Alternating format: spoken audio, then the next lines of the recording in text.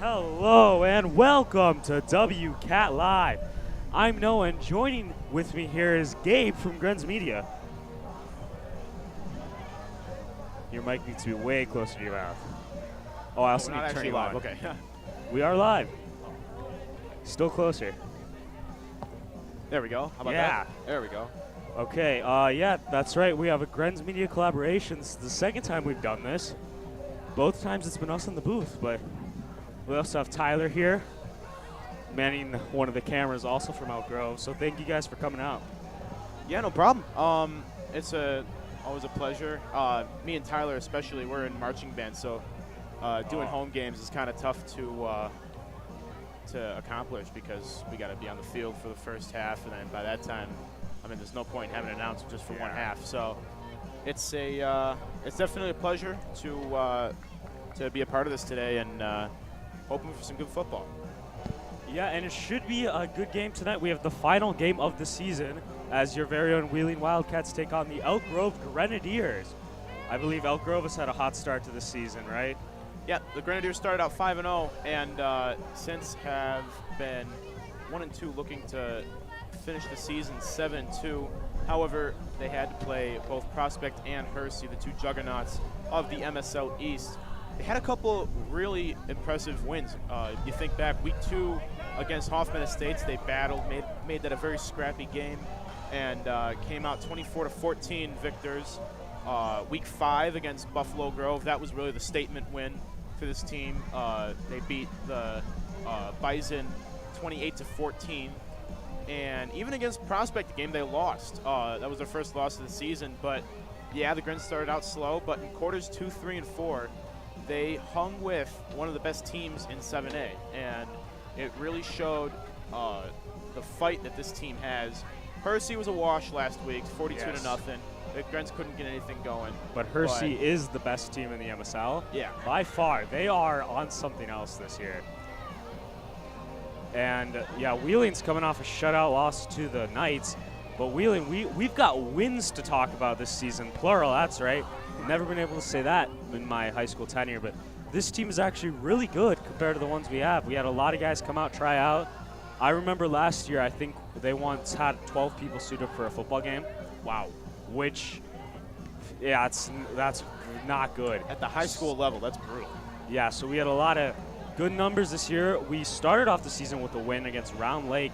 Good blowout win. Got another one against Maine East. And then who was the... You guys beat Maine West 20-10. Yeah, it was Maine West too. Yeah. See, he knows more than me. No, I'm kidding. But yeah, we are 3-5 currently, trying to see if we can maybe squeak out with a win to end the season. This will be a big victory for the Wildcats if we can manage that. This is going to be a good game, it's going to be a very uphill battle for the Wildcats, as this Grenadiers team is looking a lot better than last year's. Yeah, it's pretty good. It's the best I've seen them, I think. Yeah, no playoff implications in this game, but last year these two met on the final day. They had nothing to play for, either team then. the Grens this year have seeding. But last year, the Grenadiers beat the Wildcats 37-13 off the back of some good special teams play. You might remember Sebastian Halalovic returned a kickoff for a touchdown. I think Wheeling had a punt return, if I'm not mistaken. I do remember this game. We just kept going back. I think those are back-to-back or something. Yeah, we just kept going with the special teams. Something like that. I think we might have also had a kickoff return. Yeah. There might have been 2 in there. But it was a very chippy game. 2 teams really fighting for it. You guys didn't start to pull away till the last half. The big storyline is that the Grenadiers have a couple new coaches, one of which being Brent Perlman, who was a coach at Wheeling when they won the MSL East. In football? In football. I did not know he coached football. Yeah, I do know that teacher. Does he still teach here? I believe so. That's very interesting. If I'm not mistaken, he coaches. I don't want to assume. I think girls track, but I thought girls basket. I think it's girls basketball. Actually. Yeah, we have Coach Panagakis. I believe this might be his 2nd year, but we have a new offensive coordinator, Coach Weeder. He's the baseball coach, so he's been calling the plays. And then defensive coordinator, Mr. Lewinsky. He also might be new. Not too sure, but this is also Veterans Day, so we have some ceremonies for that are going on right now. Both teams warmed up in their camo jerseys. I don't know if you got that. That was great. And then we're changing to our original jerseys. We got there was some worry earlier that they were both going to play in the same jerseys, and you wouldn't be able to tell who was who, and we wouldn't have rosters for it.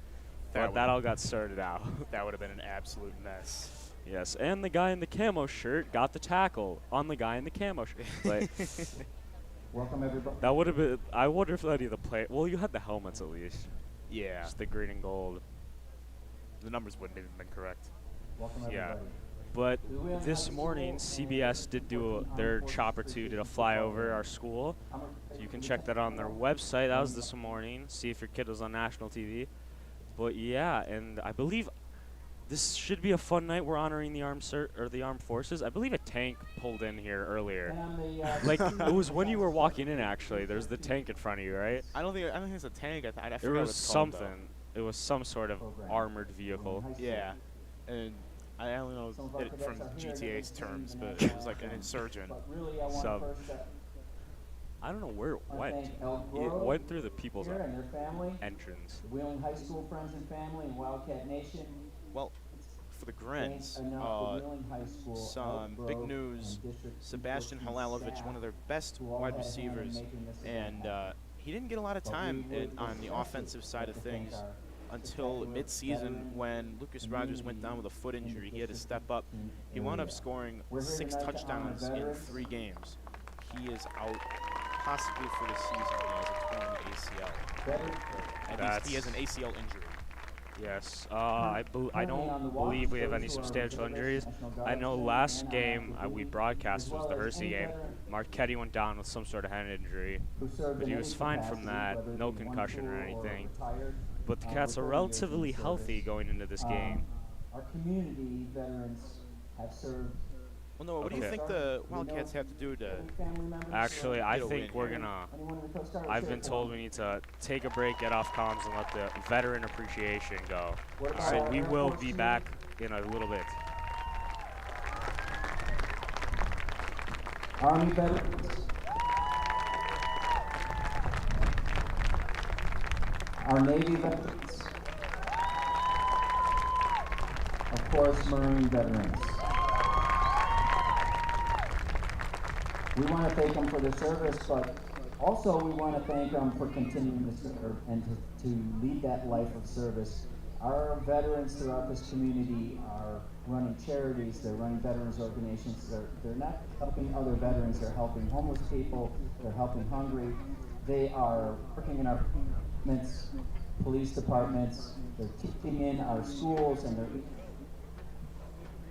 they're even coaching at our football games. So let's give it up for our community veteran service. So if you could all please stand for the national anthem. Thank you for coming tonight.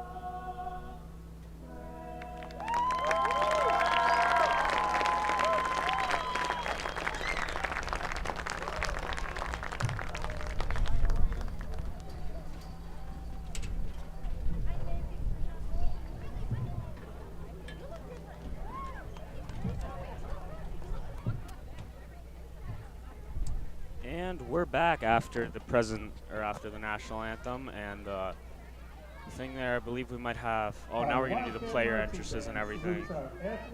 But yeah, so let's go into what do you think the Grens need to do? What are your 3 keys to the game, as we call them here? For Elk Grove, they need to start strong and aggressively. We started talking a little bit before the broadcast about potentially taking advantage of a weakened Wildcats secondary. I think that the Grens need to throw some deep passes, particularly to Lucas Rogers. Garrett Ewan has enough speed to burn defensive backs over the top. Dylan Berkowitz is more of a tight end type of wide receiver. They use him at wide receiver, but he's more of a big body that can kind of make stuff happen. Matthew Martirano and Dominic Belmonte, also 2 wide receiver options. But yeah, the Grenadiers just needed to throw some deep balls and burn the Wildcats through the air. Yep. And there the Cats come with Makula and Gloa leading the way. But yeah, were those 3? That was just. Or was that just 1? Oh, we're still going. 1, but 2 and 3 are really short and kind of stick together. Stay healthy. Yeah. The Grens, while they would like this game, they to secure a home playoff game next week. Number 1 priority is to not lose another big name like you lost Alalovic. You have to stay healthy, and then that means rotating in some of the sophomores and some of the guys that don't see a lot of time. What about for Wheeler? Yeah. And wow, that Fox theme is just blaring. Never heard that before. Yeah, but so Wheeling, we got to get the run game going. Makula and Stanky, they make a good 1-2 punch, and especially since our passing hasn't been the easiest thing to get going consistently throughout the season. We have a couple big plays here and there, but consistency is key, and we need to get that run game going. Another thing is just defense in general, but we got to get the D-line, the front 7. They've been doing really good recently. I do not think we have a sack on the season, though. So I'd like to get that first sack of the season. We need to really put pressure in the pocket. We do a good job at, like, only allowing, like, 1 or 2 yards on runs and stuff. But we need to do a good job, like, breaking the pocket and making the quarterback, give him a little scare, Put the pressure on. Also, our secondary has got to step it up here. They are what needs to improve almost the most, I would say. But they've been looking a little better recently, obviously, as we have a lot of young guys on this team. I believe our secondaries, I don't know if we have any seniors on the secondary, maybe like 1 or 2. So it's a young team, and they're going to keep building from this season and go next year. But I believe we are on our way as Diego Giles will kick off for the Cats. Grens elected to receive. Grenadiers have Daryl Hunt back to deep to receive, as well as Lucas Rogers. Hunt will take it. He returned a kickoff to the 5-yard line against Maine West in week 1. Hunt getting a little shifty, and he's going to be tackled past the 25, and that is where Mitchell Janzik and this Grenadier offense take over. Janzik is a 6'1", 180 quarterback who is 48 for 78 on the season and surpassed 1,000 passing yards. A great accomplishment there. The Cats, it looks like we got a 4-3 defense going on the line. Grenadiers are running double wing early. We saw them start using it mid-season against Prospect. Janzik hands off to Elsner, who gets pushed forward to the 34, call it the 35-yard line for a good gain on first down. It's great. The Cats got in there, but they need to bring them to the ground. We were there. We just got to do a better job at tackling to the ground. I remember Maine East got a big, 80-yard run where it looked like he should have been tackled, and they run it up the middle again. That's Elsner on the carry again, and they're going to mark him just short of the sticks. Yes, so 3rd and short. This would be a great time for Cats to get a good old tackle for loss, maybe a sack. They got to step up on defense. They need to have the big plays here, and that's going to be required to win this game pretty much.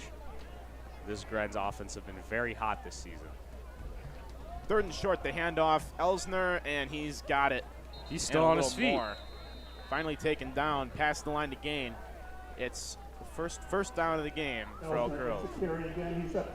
I mean, I guess they're going the slow but steady route, just right up the middle on the first 3 plays of the game. I guess, yeah, I don't really know. I mean, it's working, right? You got the first down. You guys are already trying to run chew clock, and the game just started. This time they pitch it back. That's Daryl Hunt in the place of Halalovich, and he's stopped. Simon Makula, big dog, got in there. Star running back, also two-way player. He got in there for no gain of 1 maybe. I think they're going to give him 2 yards, but nonetheless, the Grens finally get out of double wing. Now, when they're not running double wing, they pretty much exclusively run shotgun on 2nd and 7. Is that just 2nd and 7? Oh, no, I meant exclusively run shotgun. Janzik looking, that's through the hands and incomplete, intended for Lucas Rogers.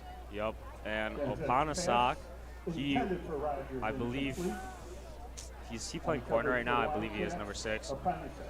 He got a little bit of a break there as the Grenadiers did a great job kind of luring him to another receiver. Lucas Rogers, that's 7, right? He did a great job of getting open, but just couldn't come down with it. Grenadiers have their first real test of drive. 3rd and 7. Janzik feels the pressure, rolls out to his right, throws deep for Dylan Berkowitz, and he runs into his own guy, Lucas Rogers, and Dylan Berkowitz collide with each other. I would say Rogers was the intended receiver on the play. I don't know if you saw the same thing. I think it was just thrown in the same direction of 2 receivers. Yeah, they collided with each other, and the Grenadiers are punting. Cats, great job at getting. They got a little bit lucky on some Grenadiers pass or receiving errors, but either way they got out. Opanasak back to receive. I believe he has been the punt returner all season. He's been very good. They're using him a lot more in the offense and the defense, but he's been good on special teams all season. Mitchell Janzik to boot it away. It's a low kick. Opanasak takes it on the bounce. No, he's going to let it go. He'll let it go, and it takes a good Grenadier roll to the 15-yard line where the Wildcats will take over on offense. Is Janzik, is he also punting? Yes. Interesting. You don't see that too often, or you used to see it a lot more. Do you guys do a lot of fake punts? I don't think we've faked a single punt this year. Wow. He's just got the best leg. And the Cats will take the field under quarterback A.J. Marchetti. Of course, he's one of the players you got to look for. You know, quarterback always is. They've been letting Coach Panagakis has been a little bit more comfortable in letting him go out and throw a little bit, but you're still going to see him rely on number 7, Simon McCool, the big back, to get those yards. Marchetti hands off to Kula. And he keeps fighting for it. He gets a couple yards after contact in the pile. That's, I believe, is a gain of 5. Brings it up. Oh, never mind. I was looking at the wrong line. I was looking at the. And Ashton Schneider, another QB, checks into the game for Michael Opanasak. I'm guessing, yeah, he's going to line up a receiver. He plays everything. He punted. He got an interception against Hersey. He's a backup quarterback too. He does everything. Marchetti dropped back, throwing that one complete, and wrestled down on the far side by, I believe that's Daryl Hunt. Yep, and caught by Diego Giles. I believe he was also a quarterback freshman year for their team. A lot of quarterbacks. I mean, why not? If you can throw a ball, may as well. And Schneider's going to check right back out for Opanasak. They do that a lot. They usually have a couple guys that switch out every single play, which sometimes you can tell what they're running based on who they have in, because usually Opanasak, they might be looking for him to play a little bit more of a tight end role blocking, but that'll be interesting. On 3rd and 6, Marchetti feels the pressure, rolls out to his left, trying to make something happen, and he's taken down, slammed to the ground by, I can't really see, there are penalty markers down by, that's Joey Cavaliers on the sack. He's a little wobbly to get up. I'm wondering roughing the passer. I don't know. It's going to be holding. It's holding on the Wildcats, and I'm guessing that's going to be declined. Wait, I always forget the holding penalty. They are declining it, so Yeah. 4th down, and the Wildcats go 3 and out. And the special teams unit comes on. Yeah, that's the situation for Marquette. You got to throw away the ball. That O-line, though, or it was just really good defensive play by the Grenadiers. Sometimes the offense does all it can. You just can't, the better play wins, right? Lucas Rogers back deep for the Grenadiers. He returned a punt for a touchdown week 3 against Niles North, en route to a 43-0 homecoming victory. This one a little short. And that was Takes Ashton a nice wheeling Schneider, bounce. the punter, and he'll step out at about the 50. Snyder's punt fielded by Rogers. And he Rogers steps out of definitely bounds didn't at expect midfield. that to bounce It'll be as 1st well as and it 10 for did. the He had to Grenadiers. kind of just cut his losses. So 6:41 to go. The Grenadiers come back out for their second drive. Yeah, Cats right now, their defense got to come up big, hopefully force a 3-and-out or a turnover, because this Grenadiers, they got a great starting field, and they're going to try to knock into that end zone really quick here. If the Cats can hold the score into if the Grenadiers remain scoreless in the first quarter, that might be a first for the Cats this season. So their defense is looking to make an impact early on. It's going to be Martirano to the top of your screen. 3 receivers to the bottom. Janzik is a runner. Flags are down as Janzik gets about 5. We'll check the flag. I'm guessing it's probably holding on the Grenadiers. It's gonna. What is the penalty in high school football? Got a flag 10 or yeah, 10. Yeah, it's 10. 46-yard Is it line. 10 in the NFL or is it 5? I don't No, it's 10. Oh, it is 10. 49. I swear I know what I'm talking about. I mean, I'm coming off a baseball season. Football season's been going. I know basketball season's starting. A lot of sports. I'm getting confused. I might be like, oh, and they hit the home runner for 3 points. We'll see what happens. From King County. 39-yard line. 1st and 21.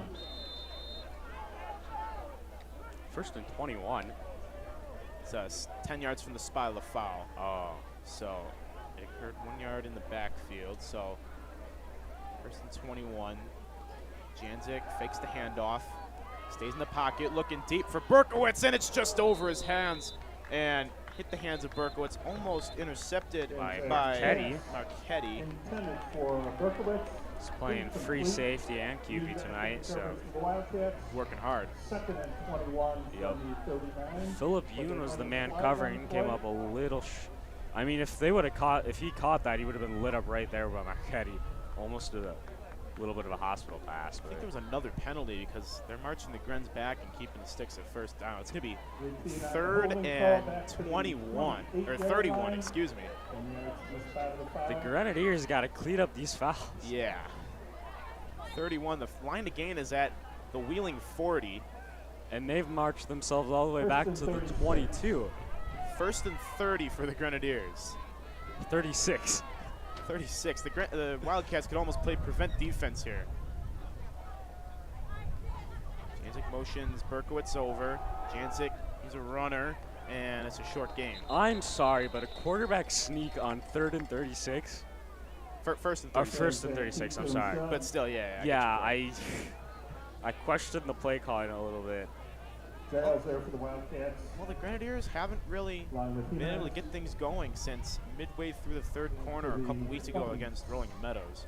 I didn't really think anything of it because the Grenadiers against Meadows was trying to keep down the clock. They played Hersey, who, of course, they were going to struggle against Hersey. Janzik's looking deep. He's looking for Berkowitz on the far side, and once again, just off the fingertips of Dylan Berkowitz. For Berkowitz, The incomplete. Grens have got to start First making for these Wildcats. big plays as that brings up 3rd and 34th. The Janet, I can't talk. The quarterback, Janzik? Yeah. Janzik. He's making the throws. The offensive line is doing very good for the Grens, holding off the Cats, but they got to start making these catches here if they want to stay in the game or start the game still 0-0.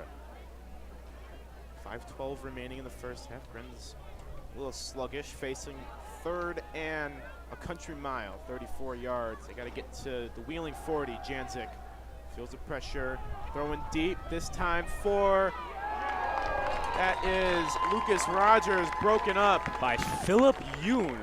He's a junior, and he was only on special teams last year. And I think he might have gotten an interception or he got a good play last game against Hersey, or the last home game. Or last game we streamed, I think we played Prospect home. But yeah, he's been breaking out these last couple games in the season. Good job for Yoon. Two-sport athlete. He was the volleyball setter for the JV team as well last year. But yeah, he's going to be one of the stars on this team next year. As the Grens will punt on 4th and 34. Janzik boots it away. It's a good one. And this takes good Elk Grove bounce past the 40-yard line, and that's where the Wildcats will take over. So the Grens, 2 drives, 2 punts. Second one was a 3-and-out plagued by a bunch of holding calls. Your take on the first quarter so far?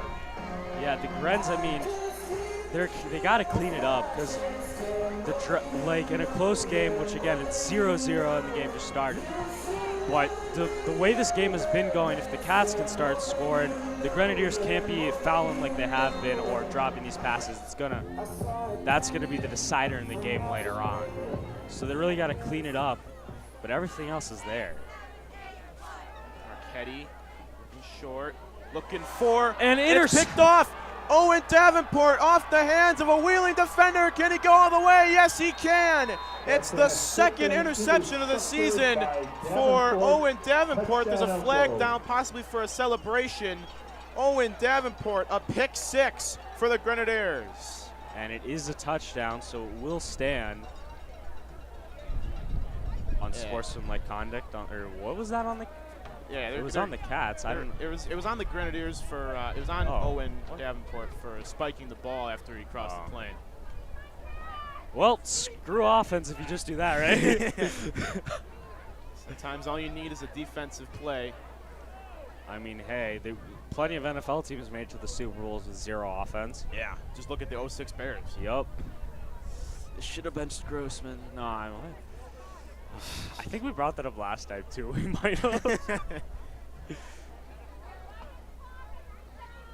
the penalty will be enforced on the kickoff. 15 yards. yards. Conduct penalty against the Elk Grove Grenadiers, which will be enforced. It's a pick 6. It was off the hands, I believe. It was. I know. I forgot what number it was. I think it was Derek Dapper who dropped that pass. As Martirano's extra point is up and good. 7-0 Grenadiers, exactly what they needed after a slow start on offense. Now this is where they can start to dig into the Cats. If this is the play their offense starts to wake up, then now the Cats are down 14-0 to end the first, depending on how long the drive is. So this is where, the Cats could do the same thing. That'd be ideal, right? But this is where they really got to start feeling the competition. Because a lot of these guys play offense too, right? So they gotta forget about that play, go on defense, and try to make something happen. You know, keep an open mind. We mentioned earlier, not a lot of playoff implications in this game, but around high school football, there's a couple games where there are 2 teams that are 4-4, and the winners going to the playoffs, losers going home. Highland Park and Maine West, the only one I have on my list. There's a couple more, but yeah, that's pretty much a playoff game in Week 9. Both teams 4-4. Buffalo Grove needs to beat Hersey in order to get in, or they could lose and still get some help if they win the lottery.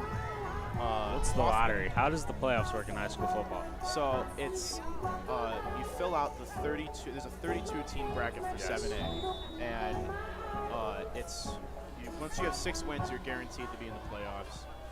5 wins, as this one is going to be received by the Wildcats, and that's number 13, Grant Sherman. Oh, it's been a long day. I thought the Grens got the ball for some reason. Yeah, okay. Erase what I said earlier. Now the Cats need to answer back right here. Yeah. Grant Sherman on return, so just saying in the playoffs, you are playoff eligible with 5 wins, but the way things are shaking out this year, there could be a couple 4 and 5 teams that make the playoffs due to strength of schedule and stuff like that. But that Hersey team has been unbeatable, so that should be an interesting game. Buffalo Grove really need to get lucky there. Rolling Meadows also 4-4 are playing Prospect, and they beat Prospect last. Prospect 8-1 or Yes. 7-1. 7-1. Here's a handoff Makula. to Makula. He'll get the Makula, first down. First down and more to the 45-yard line of the Grenadiers. And a flag on the play. Ball carrier Del Monte and on the tackle. Check the flag. And it looks like they're coming back. No. Grenadiers being Initial indication says it's on the Grens. Oh. You got a flag on the play, though, back at about Because the Cats are 48-yard definitely line. marching back, so I don't know. Well, we'll see in 2 seconds. The Cats think it's on them. The Grens think it's on them. Who knows what's going on? What a wild first quarter. Yeah, I mean, it's not over yet. We got 4 minutes. That's a couple drives, or maybe one, depending. And it will be on the Cats, and they're going back a lot. That's a block in the back, I think. Back Is to that where the 15 spot yards? of 5 yards Oh. from the spot of the foul. So it was in the backfield. Schneider comes in for the Cats. Cats also, they got it. They can't be having these fouls, especially when you're down 7 to a good Grenadiers team. You got to play almost perfect. And these fouls will cost them. 18. Marchetti empty set. Throws complete to 19. That's Giles. Diogo Giles. Gets a Pass little on shifty. flank to Gets Giles, who's a couple tripped yards up by short number of the original line of 55. scrimmage. Second Cavalier. and about, let's Let's call it 14. 38-yard line will be 2nd and 13. Marchetti's got to look to throw here. We haven't really been able to go deep. We've had a lot of problems with the deep ball, and it'd be interesting to see what we do here as we have 2 to the right, 1 to the left. Handoff to Kula, and he's going to bully his way down to the 45 and a flag on the play. could be a face Think mask. of It the was ball carrier. around the area of Then the on the tackle. stop, number 8, Del Monte. Yeah, once but again for the Makula is, Grenadiers. oh, the Cats, Gain is up to about the who knows, but Makula is 41, definitely a 46 beast of a yard player. line. I've heard Agreed. stories that he maxed out the bench press in our gym with all the weights we had, so they ordered 100-pound plates because he just lifted everything. And like we have a new, I don't know if you've seen it, but our fitness center, our gym, it's brand new, super fancy, very high quality. First down Wildcats A lot on of the brand new penalty. weights, and I guess not enough. 1st and 10 at the Grenadier 49. It's going to be a face mask on the Grenadiers. So an automatic first. The Wildcats Yes. into Grenadier territory for the first time today. Handoff. Makula again taking it for a Makula first down. Pushing all the way. He's taking the past- whole team. Past the 35, it takes 6 or 7 Grenadiers to take Makula down. And our student section showed up. I was getting a little worried, but you were saying where are the fans earlier. They're here now. I was getting kind of worried. They showed up very late. But again, Makula, he is a beast. He had a slow game against Hersey. That might also have been the defense. But now this is where he's kicking up, proving he is the legend we say he is. He is who we say he is. Or what's the quote? Like the Cardinals said against the Bears, they were who we thought they were. The Bears are who we thought they were. Here's Yes. Makula again trying to find a hole, and this time the Grenadiers are all over it. And, Joey to Cavalier's on the Nicola. stop. They're learning. Got it. He You still got a couple there. Along with As Park, the Grens got some substitutions. That's 15 and 13. forward progress Berkowitz to and the 30-yard Tupor line, coming in for the 2nd and Grens. 7 for the Cats. Chris Tupor is a player, one of the many players that they pretty much recruited from the boys track team and getting some time. See what role he fills. Marchetti's pass complete to number 3. That's Stanky, and he's in the end zone. Touchdown Marchetti to Wildcats. Stanky. That might be that was a great passing touchdown. We don't see too many of those on the quick design, routes. Usually it's the big long plays, but that was a very good route by Stanky. Blew past his man, and Marchetti threw a perfect dime in there. Cats answered right back, and we've got ourselves a game here in Wheeling High School. Wow, what a great play design. They were hurting the Grens with Simon Makula. They faked it to him and then threw to a wide open Gavin Stanky. And Giles is going to kick for the extra point. Well, on wide right. So Ooh. it stays a 7-6 Grenadier game. He is actually, I don't think I've seen him miss one all season. That's a bit of a shocker. In a game like this, that might, who knows if that'll be a deciding point. But now the Cats, they got to keep this momentum going. And they got to get on defense and make a play. They've been pretty good on defense. Their defense has been doing pretty good against the Grenadiers. Again, I mean, this is the last game of the season. These Cats are not going to the playoffs. So all these seniors, they got to leave everything on the field. This is a couple guys' last football game ever, right? Yeah. So this is the game you got to leave everything down. The Grens still got a couple more, you know, depending on how well, at least one more. The Cats, they got to leave everything out here and now. Man, if you're head coach Miles Jose, I'd be kind of furious. This is not the way that the Grenadiers were expecting this game to go. They thought by now they'd be at least 2 scores up. Hey, never count out the Cats. Any given Friday. We get a bad rep, but like you said, every given Friday.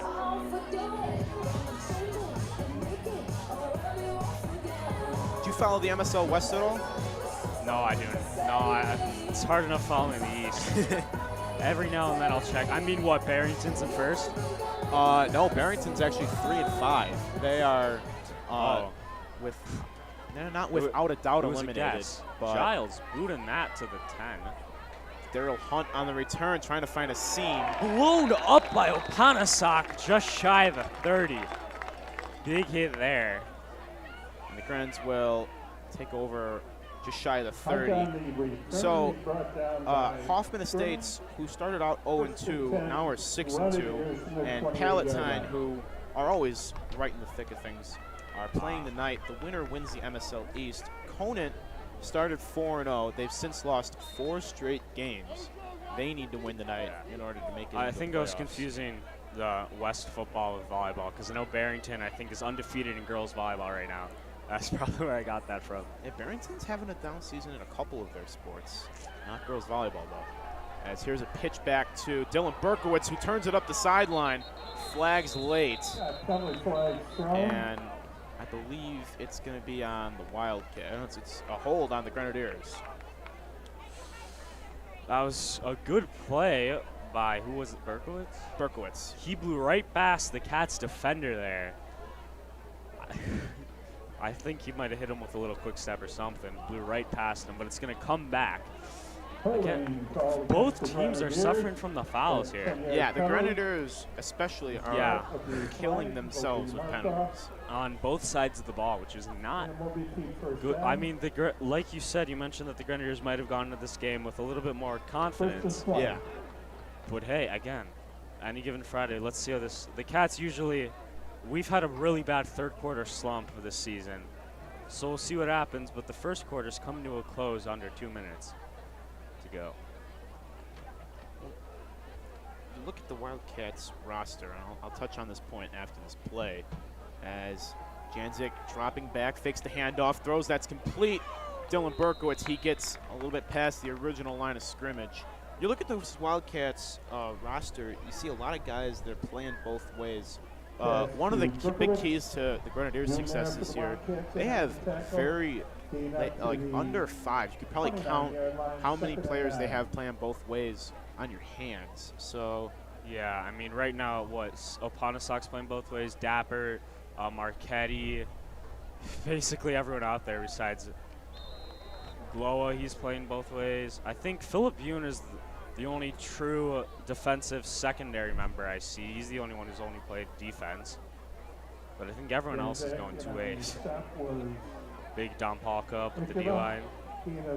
Yeah, well, and that's just what the Wildcats need to do to get by. But when it comes to the third quarter, early fourth quarter, you know, they'll get gassed, especially if they're going real hard in the first half. I mean, we got the people, got to use them, right? Here's Janzik. Throws, that's complete. Lucas Rogers trying to make a man miss. Jukes, and across the 50, finally taken down by Derek Dapper, but he sent play. Diego Giles sliding, juked him out of his shoes. It's a first down for the Grenadiers and a much-needed move of the chains. Rogers very shifty with his movement. He's not He doesn't seem to be the guy to just run through someone, but he's still getting around, and he's making the big plays for the Grenadiers. Grenadiers abandoning double wing for now. I'm sure they'll go back to it.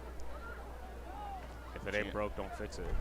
Janzik hands off to Elsner and across the 45, and that is going to be it for the first quarter. Very back and forth quarter.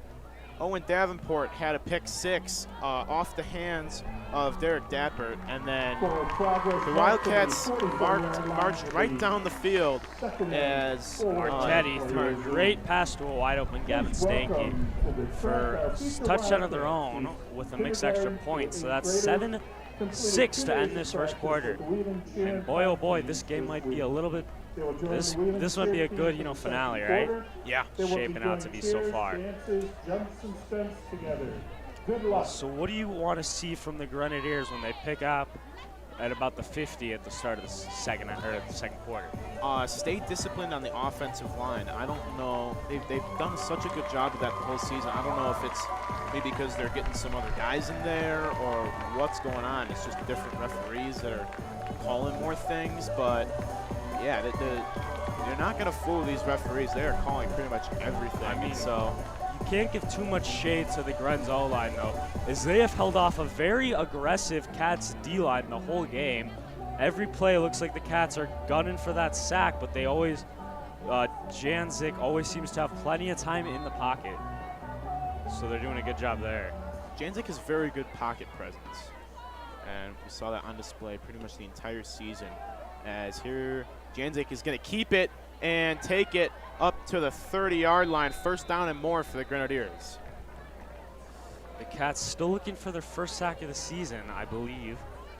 It seems like they're getting so close every time, but Janzik's finding a way to slither away from them. As there, he got a lot more than just a couple yards. Gren's going quickly. Berkowitz, Ewan, and Belmonte trips at the top of your screen with Lucas Rogers one-on-one with at the bottom of your screen. Empty set. One up back, Janzik, he's a runner. He takes it up the middle, finds a hole. Mitchell Janzik taken down by Marchetti, who's doing a little bit of everything so far. It's another Grenadier first down, and for the first time tonight, Elk Grove is in the red zone. No huddle, they go quickly, trying to get the play from Osei. 11 minutes to go in the first half.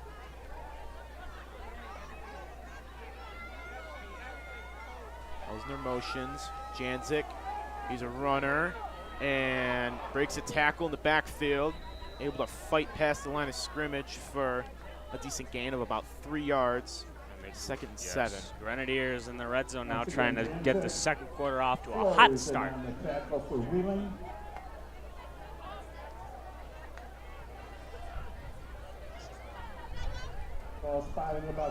One thing I'd like to see in this game is how are the Grenadiers going to test Matthew Martirano's leg? He recently won the field goal kicking job from Garrett Ewan a couple weeks ago against Burling Meadows, and every time he comes out to kick extra points, he's done a great job. Berkowitz looking end zone, finds Lucas Rogers, and Rogers makes a man miss and plows into the end zone. The Grenadiers have their first offensive touchdown in 6.5 quarters. And now this is where that extra point might be a little bit of a struggle for the Cats. That missed extra point is now they're going to look to answer back, and even then they might not have a tie game. And it is pink out, if you couldn't tell, for breast cancer awareness. I believe we have a lot of the cheerleaders or poms. We got a lot of little kids. Don't know what that's about, but great to have them there. I know here at WCAT Live we have our media night. We have our one of our feeder middle schools, Holmes Middle School. Their media club came on down, and I believe we have a couple of those kids floating around on cameras here and there. So they might be operating the camera right now. Who knows? But we'd like to thank them for coming out. this beautiful Friday night. Good weather. Yeah, really, 70 degrees. Who would have thought after the week we've endured? Yeah, I mean, what, Monday was like 30, 20 with wind chill. Welcome to Chicago. Yeah, really. You don't like the weather, wait 5 minutes, it'll change.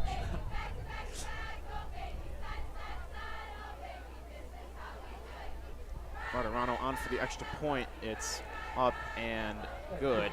14-6 Grenadiers as they finally find the end zone on offense. And the Cats, on their last offense possession, they were able to answer right back from the Grens touchdown score. They're looking to do it again. And we'll see. I believe Stanky is the kickoff returner, but we'll see what they do this time. This is going to be the first Reds kickoff of the game, I believe, right? I believe so, yeah. Yes. No, after the pick six. Oh, yeah. Yeah, Media Club. This the middle school I went to didn't have that. And neither did mine. I think that's relatively new. Mrs. Greenspan, the teacher there at Holmes, I believe she set it all up. So shout out to her. She's here tonight watching over her kids. We got Mr. Reinhardt, our teacher. I think they're down there. And we have a lot of extra WK Live members here for this stream, showing them around. Thanks for the help from Gabe and Tyler, of course, coming in from Elk Grove. Yeah, no problem. It's our pleasure. Man, I'm a senior almost out the door here, and there's so much cool stuff. I want to reclass and experience all of it. I don't know about you with the playoffs coming up, but I know this is my last football game I will be doing, ever. My first stream was actually a football stream, believe it or not. And this is my 100th stream, actually, today. Wow, really? Yes. And congratulations. number 1 was a football, and so is number 100. Thank you. Wow. That kick goes into the end zone. I forgot who we were playing. I think it might have been Glenbrook North for that first stream my freshman year. I've only missed one stream, and it was earlier this year where I had RSV. I was sick. I was very upset about that. That was a volleyball game like 2 weeks ago. 100 streams. That's pretty impressive. I've lost track. I could probably go back and try and figure it out. I didn't count, but then we were going through our stream records, and it was really easy for me because, I didn't miss a stream. Yeah. So they just kind of calculated that we did like 80 or like 89 games. So from there, it's kind of easy to just count, play along. There was whistles before contact. I wonder if there was false start, and that's exactly what happened. Yep. Got a false start against the Wildcats. 5 yards will be marked back to the 15. First and 15. The Cats, they gotta get out of their own red zone. Got to get into the other one, right? Quarter change, we flip sides. So looking for a big play. I'm guessing they'll run it up the middle with Makura. Well, it was working last drive with Summer Makula. On first and 15. And in and out of the hands of Dylan Berkowitz and Anthony Marchetti. Yes, had Logan Toster bearing down on him and almost threw another pick six. Pressure was brought. Everything was happening so quick I could barely get the words out of my mouth. And that'll bring up 2nd and 15 for the Cats. Got to make something happen. They did go with the pass there. So maybe they want to be a little more aggressive. We will see. Marchetti looking, and that's Marchetti wayward that pass. Marchetti's pass for Giles. I don't know why I keep thinking it's Marchetti. I guess it looks like, but I guess yeah, that's how it's spelled. But yeah, it's an Italian name, so the CH is a K. I took like 2 years of Italian freshman sophomore year just to get my language. But now because of the names that aren't Italian that have CH, I do the K too. So sometimes it screws me over. Marchetti hands off on 3rd down for a short gain to Simon Makula, and the Wildcats go 3 and out. Giles, I believe, go out to punt. He had a big punt last time, or that might have been a kickoff. Oh, I know. Schneider's the punter. Giles is the kicker. And you got to stop at your play here. There's something wrong with Garrett Ewan's equipment, I think. Well, we know Schneider's got an arm as he played majority of the game at QB against Hersey as Marchetti went out, but let's see how big of a leg he's got. Lucas Rogers back deep at the 44-yard line of the Cats. I don't know how deep that is. I mean, he's still in Cats. I think he'll get it at least on the Grenadier side of the football field. We'll have to wait and see on 4th and 15. The Wildcats go 3 and out. This one almost blocked and takes a unlucky bad bounce. And the Grenadiers are going to have a short field, not the greatest punt. And the Grens get the ball in Wildcat territory just past the 30-yard line. These Grens are starting to heat up, capitalizing on the Cats' offense going 3 and out. But if you're the Cats right now, this game is starting to slip away, and they got to recognize that. And they've got to make this big play on defense right now. It's turnover or bust pretty much. They're in field goal territory. Don't want to make it a 2-score game this early on. So they got to come up big on the D.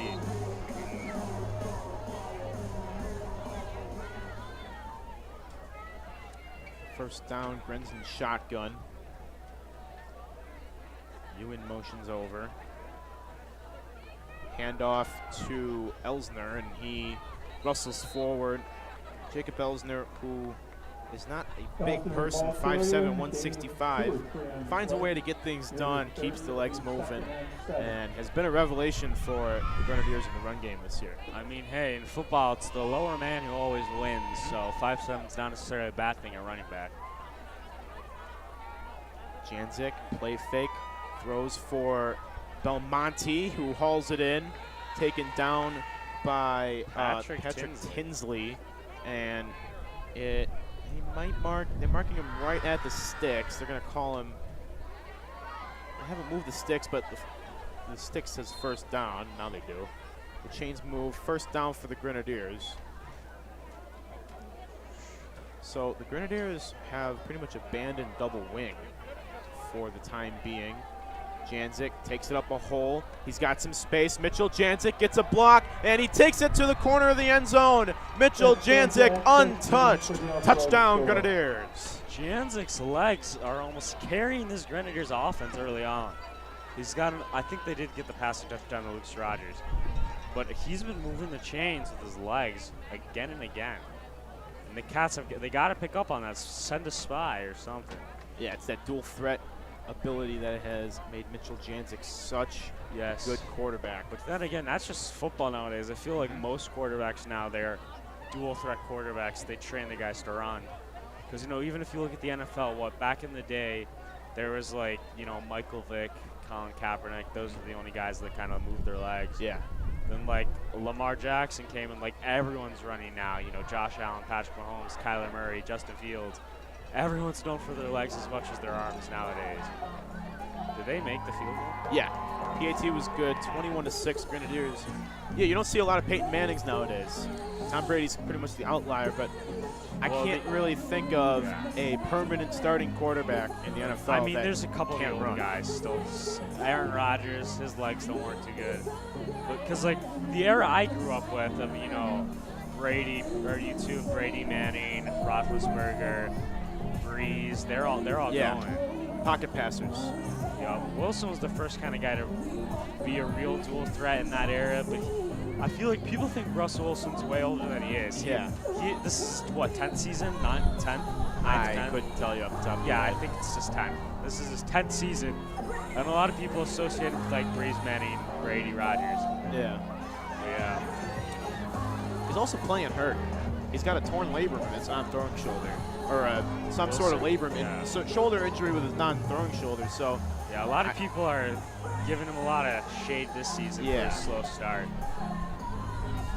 But I mean, I'm sure he watches film and realizes that he probably could do better. But for him playing with the injury that he's got, like the Broncos could be in even deeper trouble if they didn't have him playing even, you know, at 70% or whatever. Especially in that tough division, as the Raiders should get going sooner than the Chargers and Chiefs have been going.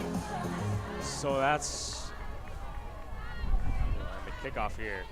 Garrett Ewan's last kickoff was a touchback. This one short. And Wildcats bring it up to about the 40. I think that was Joey Barode. What was the number? I think it was 11. Was that Barode? It was Joey Barode.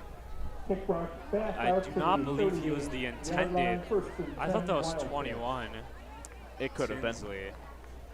I saw one. Yeah, I think it might have. I'm looking for Joey on the bench now, or on the sidelines. Yeah, he just came out. Either way, whatever. Wildcats take over just shy of the 40-yard line as they hand off to Mikula. And once again, it takes 5 or 6 white shirts to bring him down. Yeah, but I do not believe that whoever it was the intended returner for the Cats, as the grounds kind of not really a squib, but it was definitely an interesting kick. Wasn't really going for distance there. And Schneider checks back in for the Cats. 7 minutes remaining in the first half. It's been back and forth a little bit, but the Grenadiers have all the momentum now, 21-6. The Wildcats trying to make something happen. Marchetti, he's a runner, and he's tripped up. Yes. Marchetti, he will use his legs, but he's a little bit different than Janzik. As Janzik, you know, he's a little more swift on his feet, right, juking guys out. Marchetti's going to run you over, and if not, he's going to try. He's a very, you know, old school. He's going to lower his shoulder. Well, that might be a foul in today's game. I don't know. But he's definitely going to, you know, get down and try to get whatever yards he can. If you missed the game so far, it was Owen Davenport who had a pick 6 on a deflected pass. Yeah, and that kicked off the scoring for both teams.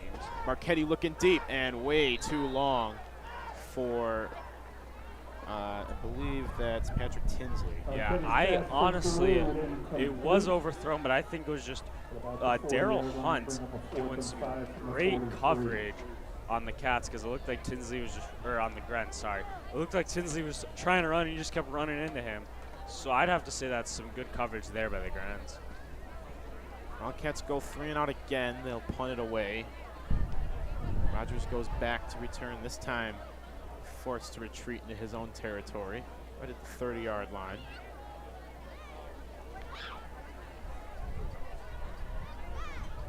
This one booted away and takes a good Wildcats bounce across the 30.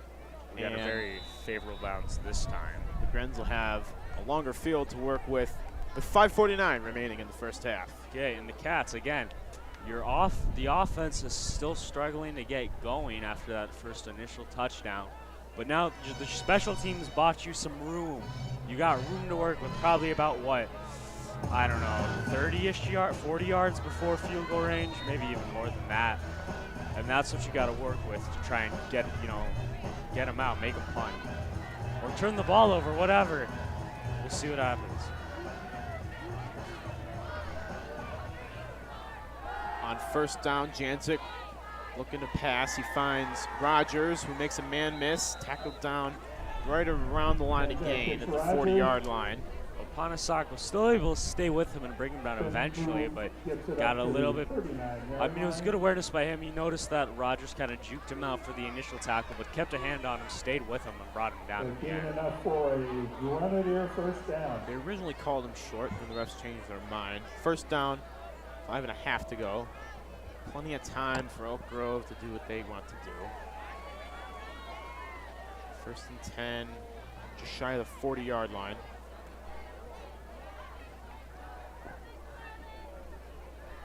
Janzik keeps.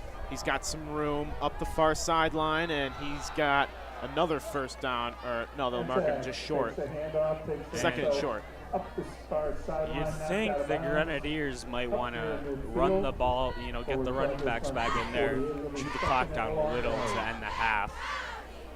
The Cats have back-to-back 3-and-outs, but you still don't want to. I mean, at any drive they can score, right? So you still don't want to give them the ball back if possible. Yeah. Second and short. I think the Grens are more thinking about just putting points on the board. I mean, they got 5 minutes. You can run the ball a little bit.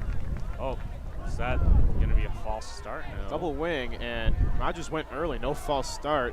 They hand off to Elsner, who keeps his leg churning and gets the first down. I'm a little puzzled why that wasn't a false start. Yeah, I've seen him call it in the NFL and Justin Fields for like flinching or something. I think maybe because they weren't set yet. I don't know. That's a strange one. Maybe they just missed it, but I don't know how you missed that. Yeah. I mean, hey, I don't know. Maybe it's a little different in high school, but that's going to move the chains into Cats territory. Grens go back to double wing. Janzik's going to pass out of it. Throw complete. Lucas Rogers makes a man miss. Up the far sideline. Stays in bounds. Lucas Rogers finally taken down at the 25-yard line. How shifty can he get? The Cats, they gotta be more man-to-man. They're going a little bit zone coverage here. They gotta stick it more with the man-to-man. And they gotta cover their man because there's too many times where these Grenadiers, they have an open catch. Yoon made a good play earlier, really putting the pressure on, but they're getting a wide open catch, and then these Grenadiers players are really shifty. They can usually get a juke or two. But the Cats gotta clamp on more. Grens go back to spread with Elsner in the backfield. Motion Berkowitz over, and then they hand off to Elsner, and he's taken down after a short game. Christian Glowa, the big guy up front. You know, I grew up with him, and he was always bigger than everyone, but I believe he's like 5. Yeah, he's 5'10" now. He plays like he's 6'8", but he's still the big guy on defense, even though he's shorter than most of. He's probably shorter than the quarterback, right? I don't know. That's all Janzik is. Janzik is 6'1", as he feels the pocket pressure. Breaks down. He's got a lot of room in front of him. Mitchell Janzik goes out of bounds inside the 10-yard line. First and goal for the Grenadiers. Yes. Now, usually I'd knock, I'd have something to say about the quarterback running out of bounds instead of going head on, but I think that was the right call by Janzik. Their offense has been very hot. They got 3 minutes to go in the half. He's very confident that they'll be able to get it in, so it makes sense there. But usually, especially in high school, the Grenadiers need to stay healthy, so that's the first priority. But I know AJ, Marquette, he would have taken that right in. Early stride. First and goal for the Grenadiers. Janzik, play action. The Cats read it. Cuts back inside and taken down. That might be counted as a sack. And that might be sack number 1 for the Wildcats, from what you're saying. I don't know. Was that short of the? I think it's no game. So Wheeling awaits their first sack yet more. We'll get it. Keep trying. Let's just see if we can force a stop here, some sort of turnover or something. Avoid 7. That's the goal. Second and goal. Janzik looking end zone, and finds. Couldn't quite see. I believe that was Yoon, and I believe he got the tackle. I'm going to say that's short, and I think they are calling it short. Great play by Yoon. Really stepping up here. It's Garrett Ewan, I believe, on the reception, and he took an extra second to secure the catch, meaning he couldn't really turn it in. So third and goal, the Grens go back to double wing. They got one-on-one on the near side as they hand off Elsner. I think that's short. They might mark him short. We'll see what the Grenadiers want to do here. And that's going to be short. The Cats' defense putting up. Let's see. Are you guys going to go for it or kick? I think on the 1-yard line, you got to go for it. Yeah. Fourth and goal from the body yard. Yep, they're going to go for it. Less than a yard to go for the Grenadiers. This might be some sort of turning point in the game for the Cats. We'll see what happens. Student section is going. The Wildcats need to stop here on 4th and goal from inside the 1. Mitchell Janzik, he walks in, touchdown Elk Grove. You can see Janzik, he made the Cats think that he was going to go up the middle, or they're going to send someone up the middle. And I don't know if that would have worked, the way this defense has been playing, but he figured he could get him around the edge with just shiftiness, and he did. So good play to probably end out the first half, second quarter. All right. But we'll see what the Cats can do. They'll probably have about a minute left when they get the ball back on offense. It's Janzik's second rushing touchdown of the game. He's got one through the air as well to Lucas Rogers, as well as a pick 6. The extra point up and good. 28-6 in favor of Elk Grove. I cannot tell the uprights from this angle. I thought that was wide left.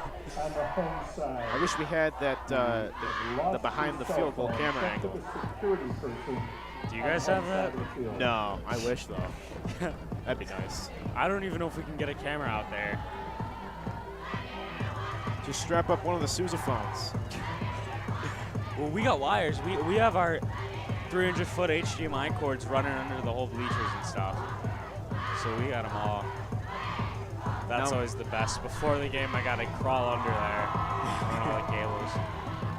How long does it take you to set up a broadcast like We this? did it in like 30 minutes today. Yeah? Really? Yeah, we are very efficient in our setup. Usually we come up here, I usually get this done in like 5 minutes. The camera's usually done in like 10-ish. I go down there for the cables. We run everything else through. Pretty fast. We're a very quick working team here at WCAT Live. You know, because we have incentives. We right after school we go out there probably like 3:34, and then we go back, and whatever time we have, we get to eat food. So that's our incentive. Ewan boots this long, and the Cats will let it just barely trickle into the end zone. Yep, they're going to start at the 20 with 1:07 to make something happen as they trail 28-6 here in the season finale of WHS football 2022. That could have been really bad for the Wildcats. They let that go. It bounced at like the 2-yard line and checked up. If that didn't go into the end zone, they would have had to either fall on it, or the Grenadiers could have either had 1st and goal or kicked the touchdown. Marchetti rolling right, looking to throw deep, throws a duck into the air, and it's out of bounds, luckily for the Wildcats. Someone might have gotten their hands on Marchetti there. I don't know if they hit the ball, but I think they got his arm, which he throws better than that. Yeah. I think they got a hand on him or something. So good. This Cats O-line, the Grens are just applying that pressure down. It's almost like how I throw. Hey, I mean, that's why we're in the booth, right? Yeah. Never heard of a perfect spiral. Yeah, I mean, Marchetti, he does have an arm. He is the catcher for the varsity baseball team. So we know he can throw. Marchetti. That one picked off! Logan Tosterud trying to make a man miss. And he's taken down inside the 20-yard line. It's a second interception for A.J. Marchetti. Logan Tosterud, who is not shy to celebrate and be vocal around his peers and his teammates. He's loving it right now. And the Cats, the Grens, they're trying to run away with this game. They seem to be doing a good job. Now they got 50 seconds to make a score, and they're within the red zone. Things just got from bad to worse for Wheeling. They need something here. They need miracle after miracle after miracle if they want to win this game. And they got 50 seconds to make something happen in the first. Starts with they need a stop. They have a 1st down marker at the 2-yard line. They take over the 12. Janzik rolling to his right, looked end zone. Now looking end zone, and incomplete. Flag on the play. And the Cats looked maybe like they might have got that ball off the deflection, taking it right back, but it's going to be illegal man downfield, and yet more penalties for the Grenadiers. Pass in the end zone was incomplete from Janzak. Yeah, I know Logan Tosterud personally. I'm sure he's going to be blowing up my my personal messages tonight. Did you talk to any players before the game? Do you have any buds like to talk to just to see what's going on in their heads? So I was waiting to find a time to plug this. I have a sports podcast at Elk Grove High School. You can find it on Spotify by searching up the Grenadier Network. It's called Grenadier Sidelines. I break down all the football games and talk other EG sports as well as other high school sports. We'll get back to that in a second as Janzik feels the pressure, and he's taken down. There's the side. No, Flag on the play. Will it stand? If it stands, it's Wheeling's first sack of the season. Oh, yeah. It was a great one, too, as they got right holding on the offense. Now, if the Wildcats accept it, which they might, that doesn't count as a sack. I mean, maybe not in the stat sheet, but in our hearts, we know. We know they got it there. The protection broke down, and that is detrimental for the Grenadiers. I mean, knocks hey, them out of field goal if range. they can get a sack through holding, then they should be able to do it again, right? Yeah, timeout for the Grenadiers. Yeah, I have a sports podcast for Elk Grove High School. I release it every week. As the fall season's wrapping up, I'm still trying to figure out just exactly what I'm going to do. But yeah, I know a lot of these guys personally. I don't think I played football with any of them. I think I was a heavy set kid back when I played football, so I was playing up a class, and that's probably why I stopped. But yeah, they're a great group of guys, and I get some information from them about like stats and stuff, and Toster, one of the captains of this team, definitely deserves that. 2 interceptions for the Grenadiers. Owen Davenport, his second of the season, and then Logan Toster set up the Grens with what 1st and 10 at the 12-yard line, but they since had pushed back quite a bit. The board says 1st and 15. It's more like 1st and 45. Maybe not that long, but like 1st and 30. Janzik just trying to get back into field goal range. Looking deep. He's got, that was Lucas Rogers just overthrew him. Yes. But I know before every game I always like to talk with Derek Dappett. I have him in a class. He's usually the guy I go to get all my information from. But yeah, he said that the team wanted to finish the season strong. Not looking too good, but we got another half. I mean, if the Grenadiers score 28 points in a half, who says the Cats can't? Any given Friday. We have some great little young cheerleaders out on the track, doing cartwheels and stuff, having a good time with all the little kids. I'm guessing there was something with some sort of thing. Oh, Janzik rolling to his right, 2nd and 30, trying to make something happen. He's got Lucas Rogers catching out of bounds, and that's big for the Grenadiers. Might just put them back in field goal range. 3rd and maybe call it 17. And the Cats, they're trying to. They're really trying to like just hold the Grenadiers. The Grens would love a touchdown, but at the very least trying to make it a shorter field goal attempt for Matthew Martirano. In spread formation, Janzik in the pocket, finds Lucas Rogers, and he's taken down close to the sticks. I think they're going to mark him just short. But this brings up a decision with 15 seconds left. The Grens take a timeout. They'll talk about maybe going for it here, 4th and 2. I'm just getting word that our downs graphic might have been a little off the whole game. Has it been 1st and 10 the whole game? It has been. We'll talk with our production team later. We can assure you. It has not been 1st and 10. Wait. 1st and 10. So the Grens are taking a second to talk over 4th and 2. 15 seconds remaining. They have, the board hasn't been updated. I believe they have just 1 timeout left after this. So interesting to see what they do. And I think we got our graphics working again. It says 4 and 2. We have Sean and Amanda producing tonight. They are freshmen. This is their first stream ever doing it. As our upperclassmen are showing around the middle schoolers here. But yeah, so shout out to them. We may as well shout out the team now on cameras. We got Zach and Josh and Tyler from Elk Grove. Of course, me and Gabe in the booth, and we got a couple people running around. Jonathan, a rookie here at WK Live. It's his first stream. We have Caroline, Natalie, and Sebastian also running around. Janzik keeps toward the end zone, and he's in. It's a third rushing touchdown for the Grenadiers. On 4th and 2, the Grens gamble, and it pays off. Janzik's he's running with everything today. He's having a night, isn't he? Is he a senior this year? Yes. Yeah, he's really, I mean, hey, he's putting this team on his back here, and they're up 34-6 here with just 11 seconds to go in the first half.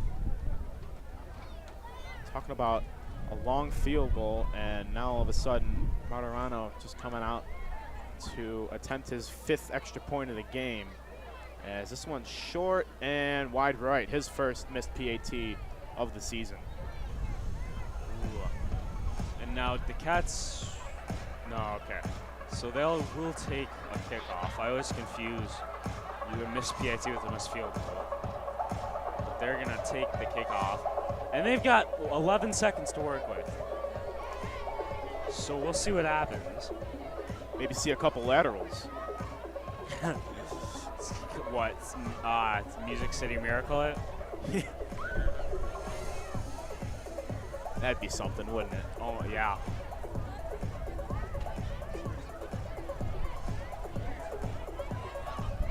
Yeah, I see these crazy laterals at the end of the game that go on for 15, 20 seconds. I don't know how these announcers, these are special teams guys. Special teams guys in the NFL are pretty much backups. I don't know how the announcers are so quick to figure out who is who, but I guess that's why they get paid and I don't. They also have the names on the back of the jerseys, which helps. Yeah. And all the camera angles in front of them, so yeah, that's true. Helpful. Also, they get paid, so they probably study it. Oh, yeah. It's gonna. Wildcats return this one to about the 30-yard line before they're met with a cloud of Grenadiers. 4 seconds left, potentially just. And we'll take the timeout a there. kneel. No, I don't think we'll kneel. Maybe. But I'm guessing, I mean, what do we have to lose, right? I'm guessing we'll go try to make the play. Grenadiers in prevent defense. Return takes it out to the 20-yard line. I'm surprised they're going to send as much as they are. They got Garrett Ewan, Owen Davenport, and a couple others on the far side. And they hand it off. I didn't see who got the handoff, but he's stuffed. And I don't understand the play call. that is going to do it. A dominant first half for the Grenadiers. They started out a little slow, and then an Owen Davenport pick 6 off the hands of Derek Dappert got the party started for the Grenadiers. The Wildcats answered back. They made it 7-6, and since then it's been nothing but Elk Grove, 34-6 at halftime. Yeah. Any closing thoughts? I mean, I got for the Cats right now. So the second half, we definitely got to. I mean, the Grenadiers are hot right now. We have not been able to stop them since that pick 6. So we got to get that going, and the offense has got to get started too. We'll see if we can turn it around. But yeah, anything else? No, just I'd expect to see the Grenadiers put in some backups for the second half for sure. We'll see, and we'll let you guys enjoy the halftime show. We'll see you in a little bit.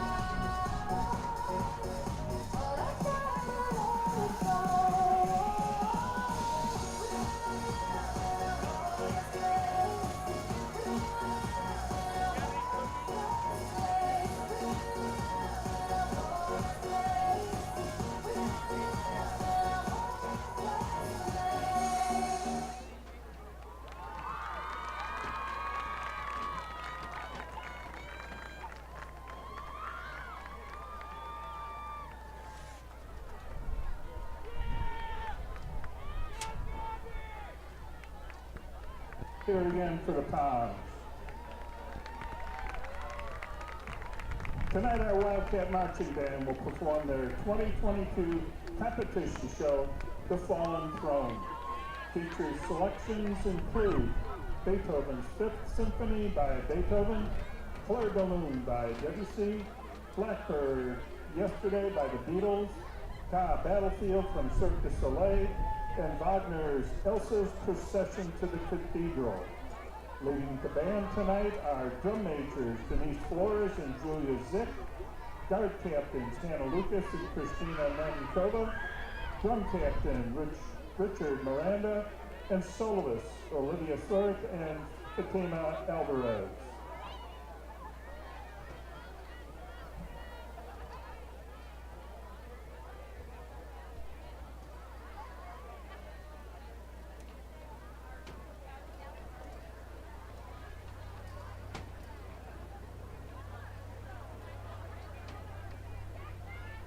Denise Flores and Julia Zick, is the band ready? Ladies and gentlemen, please welcome your Wheeling Wildcat Marching Band.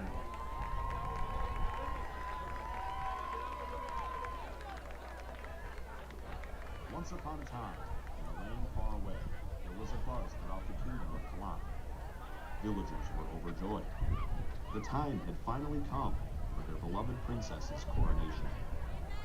As they eagerly waited for her to ascend to the throne, the nefarious Bergen Raiders emerged from the shadows to lay waste to the kingdom and seize power. The royal guard held back the raiders as the princess was forced to escape. Now, abscond from her throne, join our princess as she embarks on a journey like never before. She will seek to find the strength to reclaim her rightful place as the Queen of Kalan. This is the tale of the fallen throne.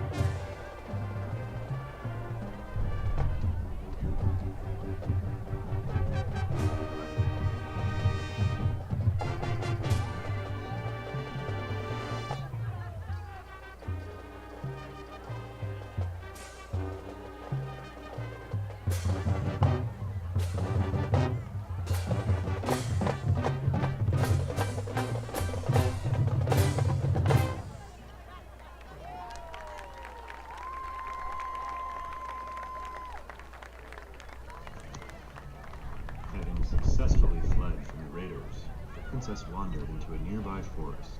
She felt helpless and wouldn't be surprised if the villagers turned their back on her after she failed to protect them.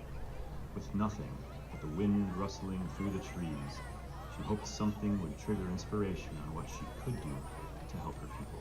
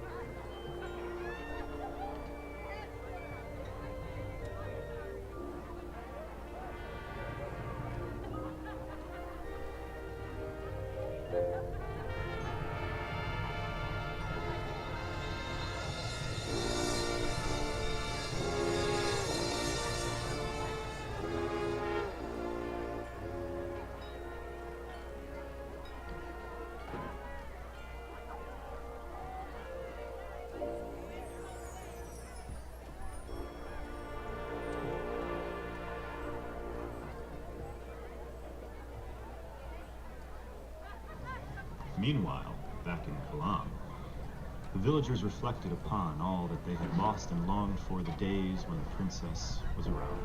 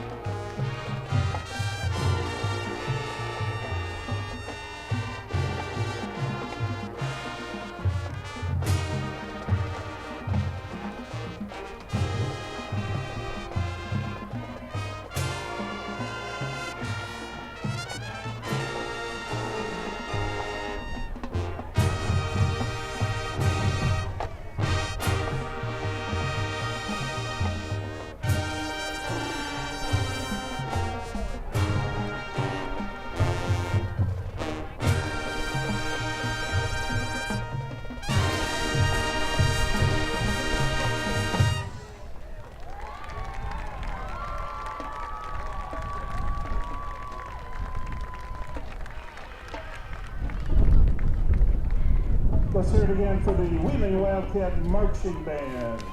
The Wheeling Marching Band took second place at Naperville Central last weekend. Congrats on a fantastic season.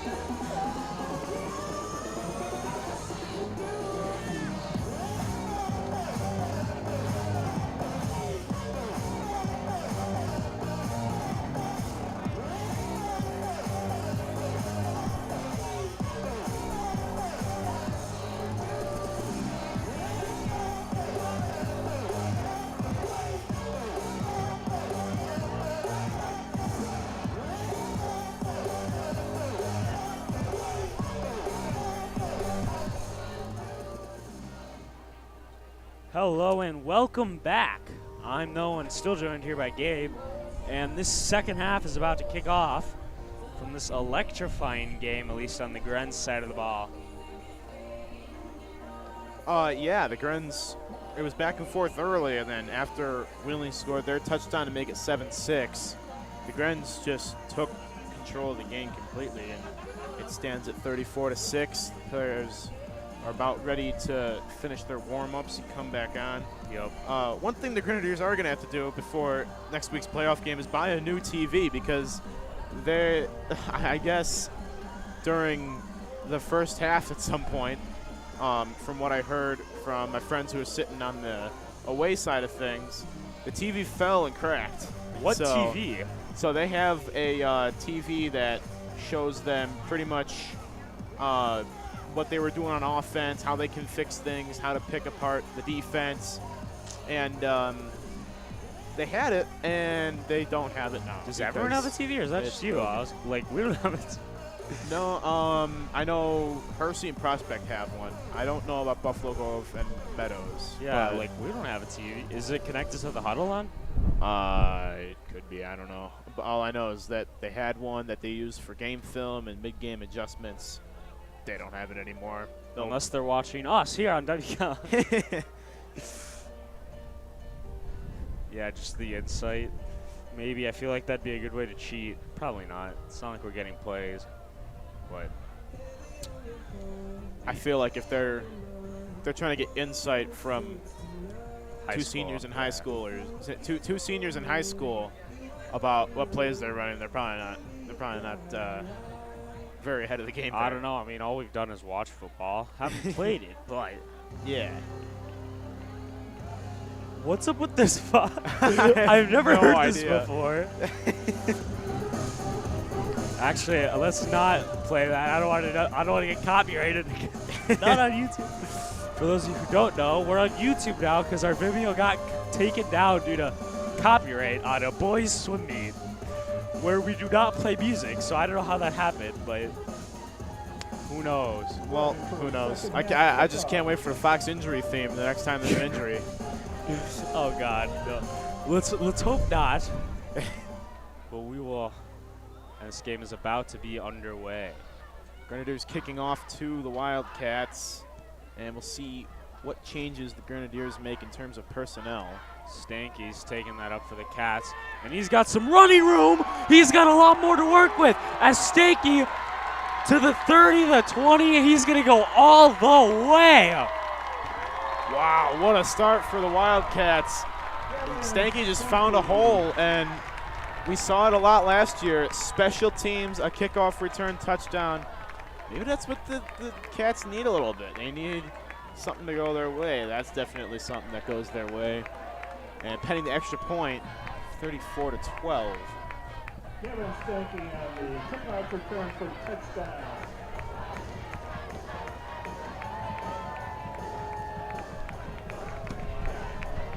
I was just making sure.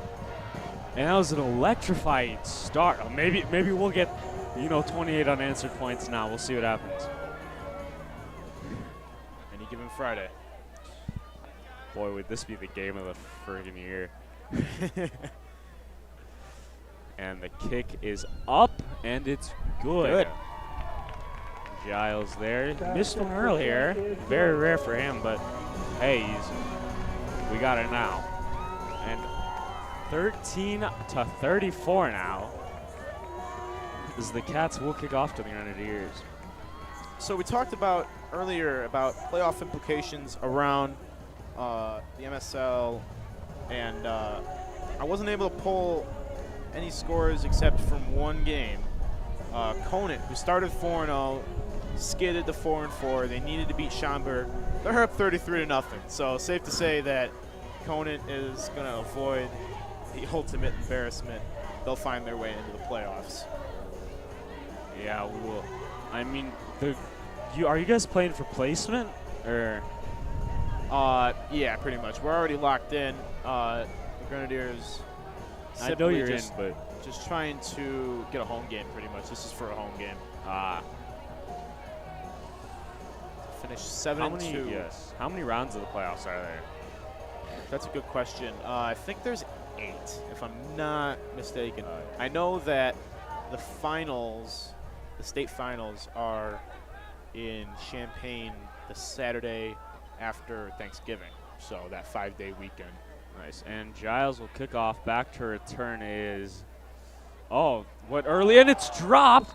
He's gonna jump back on it. That was AJ Jawaiwa. He dropped it, but he got back on it, and they'll get it at about the 30. Or no, they're gonna go back. Wait. Falling on the ball. Throw 1st and 10 from their own 29-yard line. Okay, so we'll be close to the 30, the 29-yard line. The Gren's got to answer back, right? This is.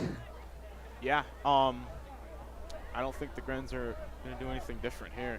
They got most of their starters still out there, which is a little surprising to me. Maybe they'll wait until the 4th quarter with the running clock, assuming that by the time it gets to the 4th quarter, there is a running clock and there's a 30-point margin. Yep. And the handoff there, and he's got some running room, brought down by Simon McCula. That was Elsner with a good run there, moving the chains. Yeah, we talked about Jacob Elsner, his ability to he doesn't outsize any of his opponents, but his ability to find those small holes and keep his legs running. Picks up another 1st down for the Grenadiers. And they got an even spread here as Janzik will take the snap. Quick little play action. He fires downfield, tipped. Ooh, McCula with the tip, and no one could come down with it. Yoon was the closest Cat to the ball, but it was incomplete. Yeah, it was intended for Dylan Berkowitz, and I'm pretty sure. And yeah, it did. Good defense by the Wildcats. Yep, I mean, these guys on the front sum, if they can't get to the quarterback, you got to just put your hands up, see if you can get any bit of the ball. And McCula did a good job there. Janzik again, handoff to Elsner, and he's going to get maybe 2 yards there as he is brought down right away by Flores. So if the Grens kick a field goal and make it 37-13, it'll be what the score was last year, fun fact. Hey, maybe a repeat. Who knows? We're looking for a different outcome here at Wheeling as Janzik is looking to throw. Scrambles a little bit, fires for Rogers, caught, breaks a tackle, and he's going to get brought down at the Cats 40. As great play there by Rogers. Yeah, there's a flag down. We'll check it, but regardless of the flag, I hate when they throw it right on the yellow circle. It's so annoying. But regardless of the flag, and that's going to be a face mask on the Grenadiers. So that's going to come back. An offensive face mask.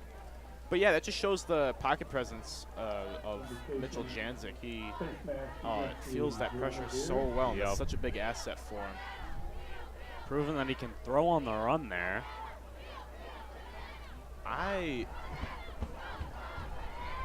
That's definitely one on my football bingo card.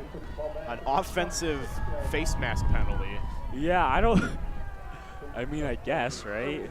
I mean, that thing is pretty much. I'm about to yell bingo on that thing. I mean, it's pretty like, you know, if you grab the face mask, it's a clear penalty. I don't know why you need to do that on offense, but. And Jancic, he's going to look to throw again. Nope, he'll scramble. And Makula trying to beat him to the sideline, and he's just going to run out of bounds there. Gets a couple yards. And that's still gonna bring up 4th and long. Yeah, the Grens punt, but good idea by Jancic. No need to take a hit. He doesn't need to put his body on the line right now. So Now the scoreboard says 2nd and 17. What? The down marker says 4th down. That's the one that matters. Yeah.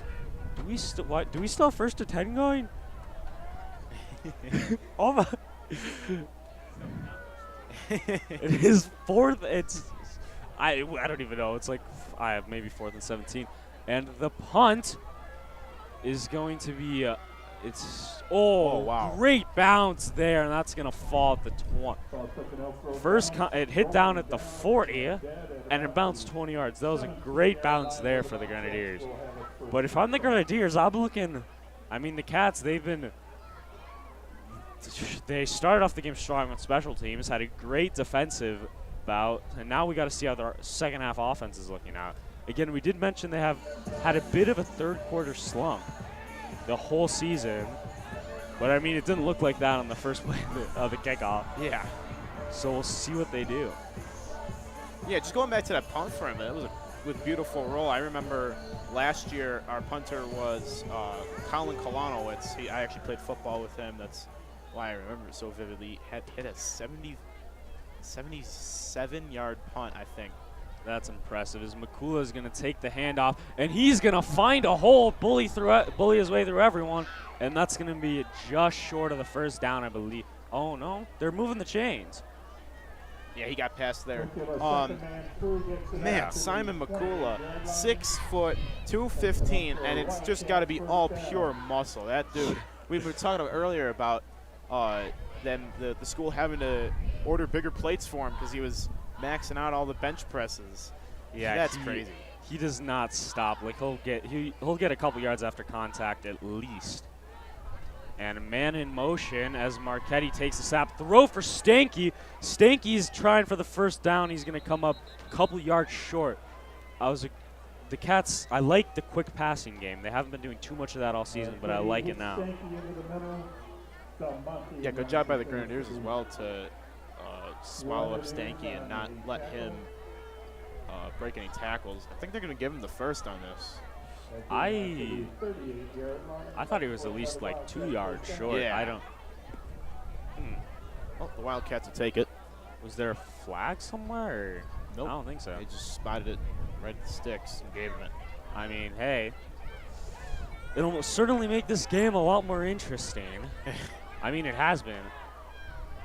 And the handoff to Makula, he's got nothing to work with. He's going to find his way back to the line of scrimmage. Yeah, the Grenadiers finally find an answer for Makula, and he just kind of ran into his own offensive lineman, couldn't bump his way into a gap. Still picked up 1. I loved how Marchetti, you could see him, he jumped in there at the end, trying to push his, like he's like, come on, keep going. But you don't see that too often, the quarterback getting in the pile.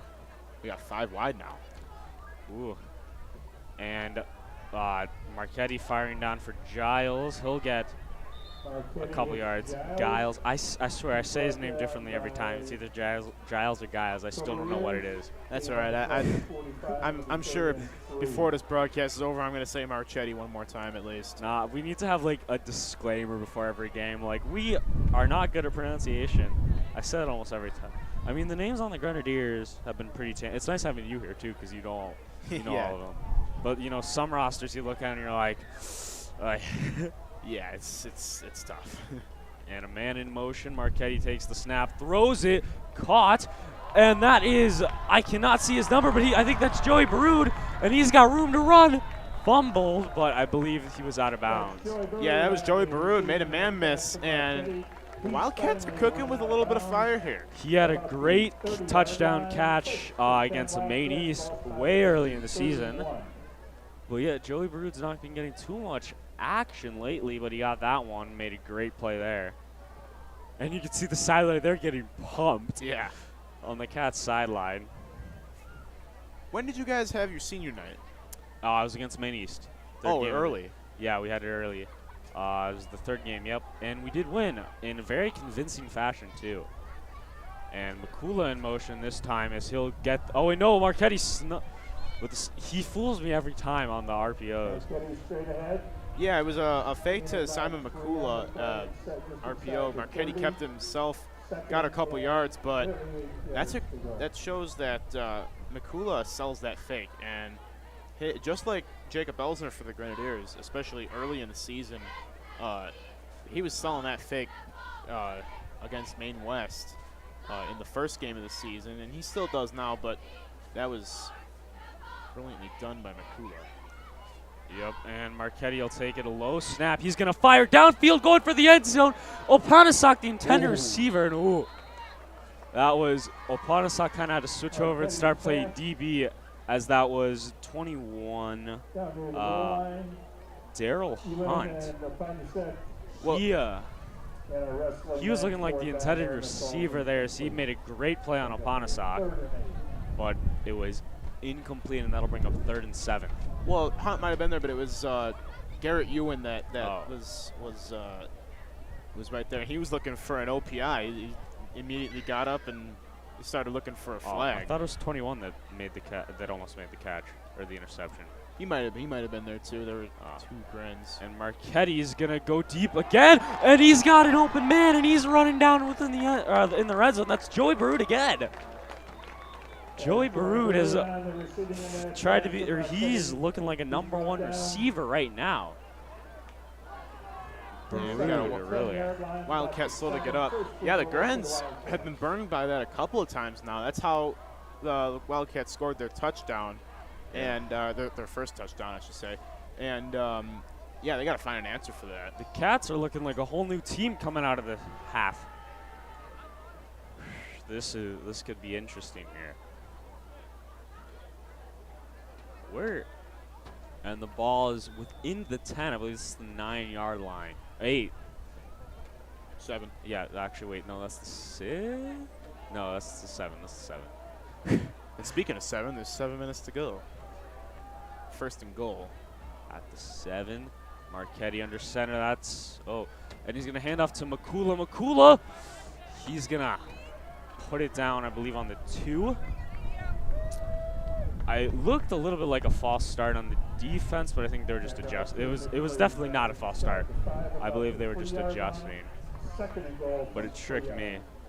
And again, I'm going to take this one to shout out Holmes Middle School for coming for our media night. We got some kids in the booth, so shout out to all of them. I hope you guys all join WCAT Live when you get here.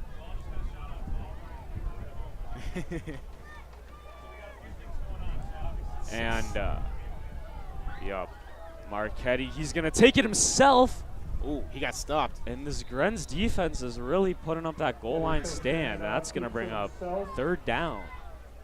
Well, the Grenadiers right here are going to get their biggest and just their biggest guys, put them on the line, and then save the technical players for outside in case Marchetti wants to throw a fade of some sort. I think we should take a play out of your guys' book. Instead of running up the middle, do a little, sweep to the side. Maybe it'll work for us. And no, we're just going to go to Makula right up the middle, and it stays on his feet the whole way. And that's going to be touchdown Cats. 19-34, and this game's getting interesting again. Yeah, the Grenadiers coming out of halftime, still a little asleep. They got to wake up a little bit, but good job by the Wildcats not quitting, and they do not want to lose to Elk Grove for a 5th consecutive year. I say this, I think, like at least 5 times every stream, no matter the sport. You can't count the Cats out. Time and time again. I mean, they still got a long way to go. Don't get it wrong. With that field goal drilled by Giles, that's going to be a 14-point deficit. That's only 2 scores. 14-point deficit. And we still need, we still need some good offensive drives, which we haven't had too many this game, so we still need to keep the offense up. And the defense has got to stay strong. This is not the time to let up points. But hey, I mean, it's just under 6 minutes to go in the quarter. This could be interesting. I wish we could put a camera in here. I wonder, are all you guys, what grades are you, 6th, 7th, 8th? I think all 6th. All 6th Okay, graders? so you guys got a couple years to go before you're up here. But yeah, it's great to have you guys here. They're all kind of a little shy. I don't blame them. I'd be shy too. We had I think one of our teacher at Wheeling High School, she had her kid with her, and I think he was like 11 or something. I had him announce a couple downs. Yeah. It was. Well, hopefully, maybe we can put one of these kids on the mic. Who knows? Stay tuned for that. See. Yeah, Giles is going to look to kick off here. I cannot see who's back to receive. Hunt and Ewan. Number 2, I'm pretty sure. And he's going to kick an onside kick and bouncing off the hands of Baroud. That's going to be the Grenadiers' ball in Cats territory. Wow. I like the play call, but just short up on the execution. I mean, we tricked the Grenadiers. They did not see that one coming. I got tricked. Usually, I'd see something like that coming and bet the house that they're going to make an onside kick like that. And they almost got it. I don't think that Bouncing quite off the went hands of 10 Baroud. yards. Yeah, I don't know if they were going to get it even if he caught that there. But big break for the Grenadiers. Yes, and now the Cats, they've put themselves in a bit of a pickle. Now, I get it, they want to keep the momentum going, but I don't know about that one. I mean, they definitely, that almost reminds me of like, Super Bowl, I have no ideas, in 2010, I believe, 2009 season, where the Saints went through for the onside kick against Peyton Manning and the Colts in the Super Bowl. That's what that reminded me of. And that only worked because literally no one saw that coming. Because, who would want to give Peyton Manning the ball at the, the 50 in the Super Bowl? Prime Peyton Manning, too. Now, the referees are discussing here. And I don't know what they're... Osei wants a flag, I'm pretty sure, because that ball did not go 10 yards. I mean, it also went out of bounds. Yeah, Osei, there's 2 white hat officials, which is extremely rare. I've never seen that. Chalk that on your bingo card. And Osei was just past the numbers. The Grens are breaking their huddle, and the referees are still having a talk. I've never seen 2 white head referees.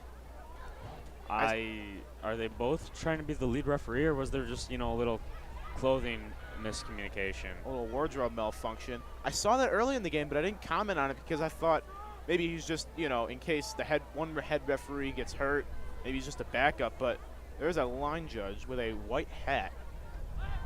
Wardrobe malfunction for sure.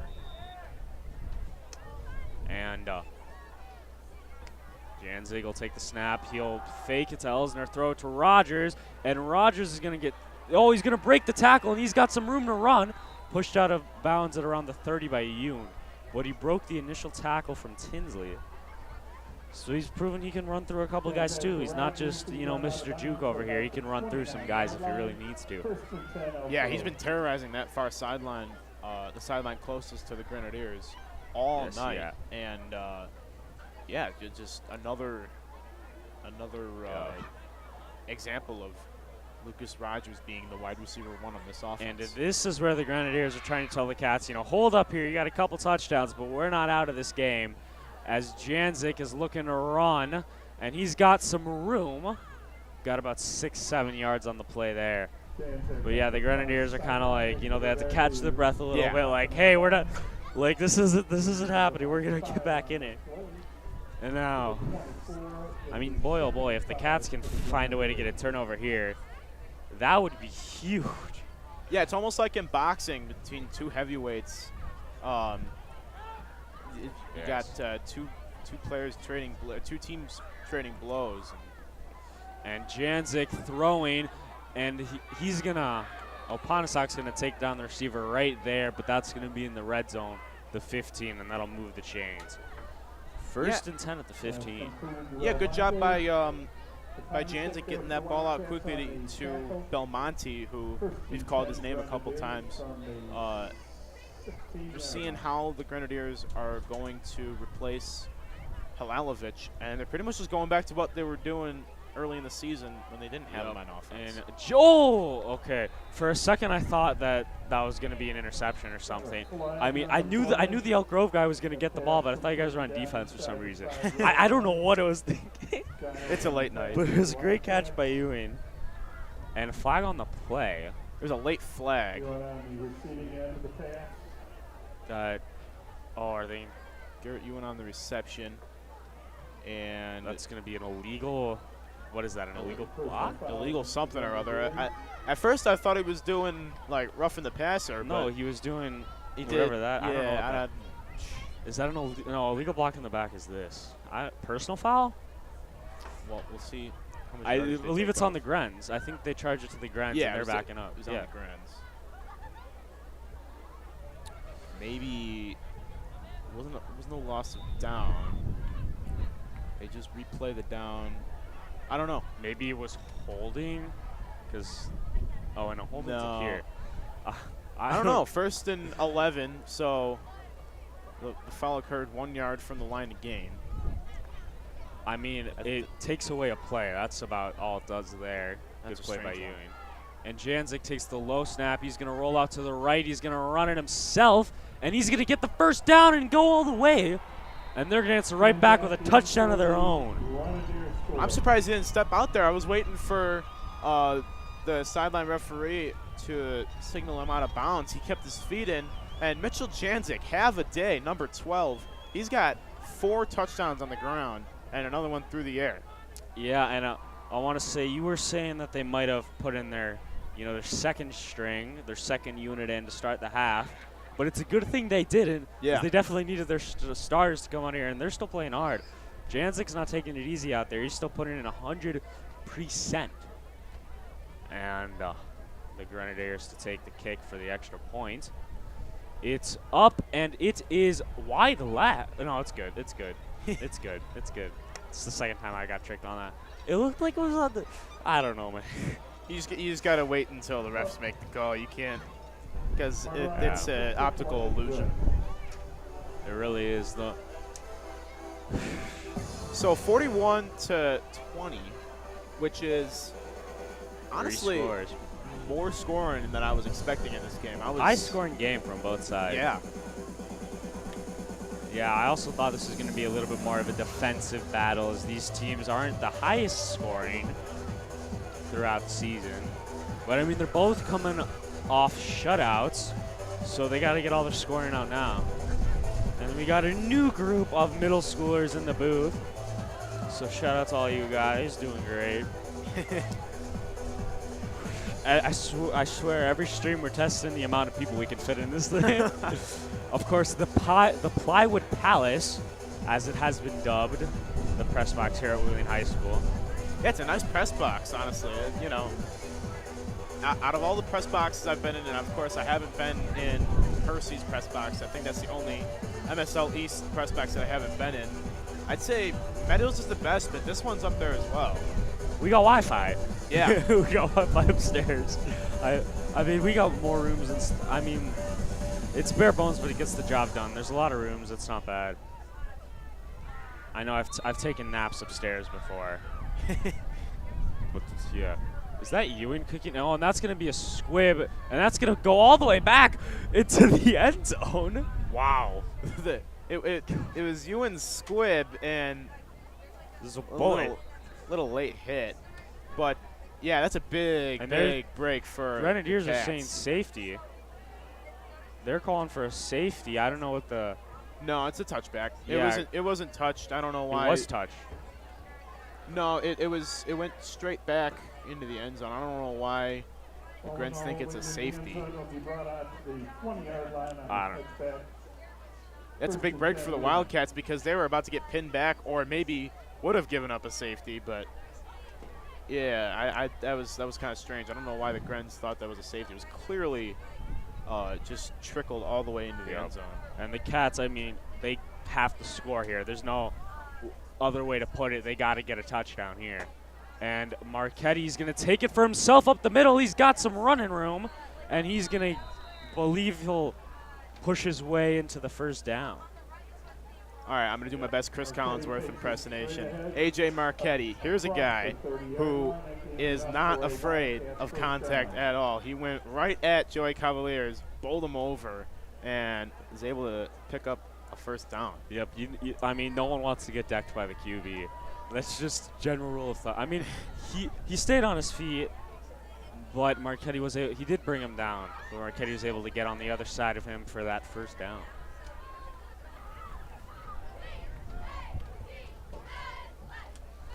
I'm waiting to put one of these middle schoolers on the mic. And the handoff to Giles. He isn't. I think that's his first one of the day, and he's gonna get a couple yards there. Giles, the ball carrier, who's up near the 35-yard line. I'm still perplexed by this two white hat official thing. I can't get over it. I'm gonna guess the one on the field's the head ref. Wait, are they switching spots? Oh, and that's not good. I wonder if the linesman knows he's wearing a white hat. I mean, I'm sure someone. Of course, thanks to the refs. Are we still in a referee shortage? Oh yeah. Oh yeah. Yeah. So, I mean, doesn't matter the hat. We appreciate all the refs for being out here, taking the time out of their day. Oh yeah, they're doing a good job tonight. I find it kind of funny. I Yeah. almost want to yell down to Owen Davenport, number 23, and try and relay. Hey, you got a white hat on. I mean, hey, that'll be something. And 1st and 20 for the Cats. Backed up on their own 20, and that's going to be a handoff to, I believe it was McCool. And I just want to say, A.J. Marchetti with what might have been the least effort in a fake pass.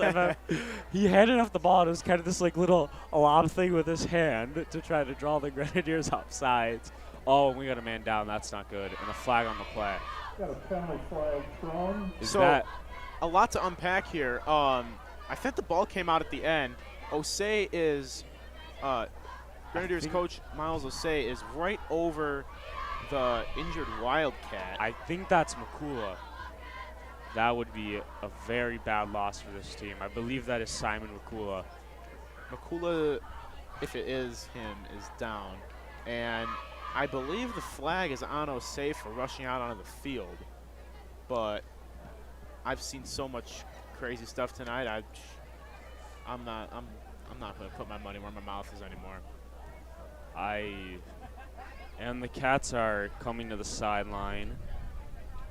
Well, if this is a serious injury, and it looks like, at least from initial looks, that it is, the one silver lining for the Wildcats is that it's the final game of the season. So it's not like he's going to be missing for a long time. Does McCula play any other sports? He has to, right?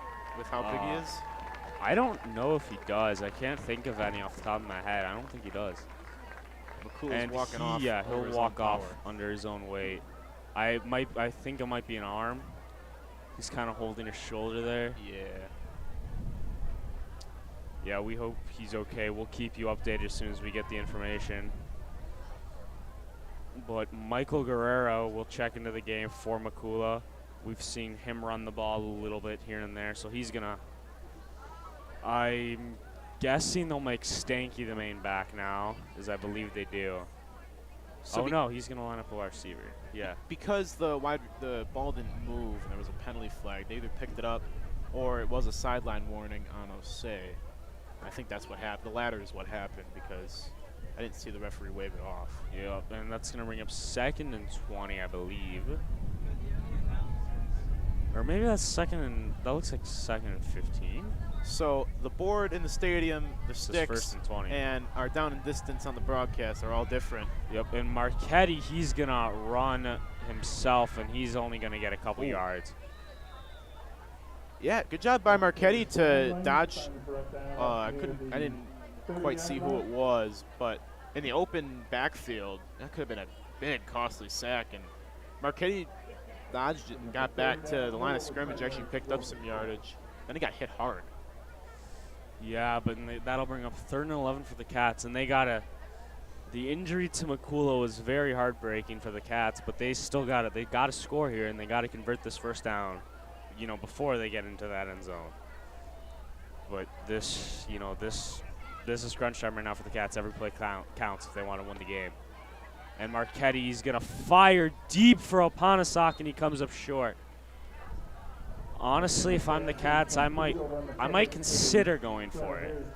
I don't know if I'll say right off the bat I'll go for it, but you're down 21 with 2 minutes left in the third. I think it's just too long. It's 4th and 10 from your own 30. I think it's just too big of a risk. Yeah, and they're going to bring on the special teams unit. 2:20. And Schneider on to punt for the Cats, as Rogers is down back at his own 40. And they're going to whistle down the play and a flag. Initial signs that the Grenadiers were offside. And that, Maybe that'll change. Is that a 10-yard penalty? It's a 5-yard penalty, so 4th and 6. maybe that'll change the Wildcats' mind a little bit. I doubt it.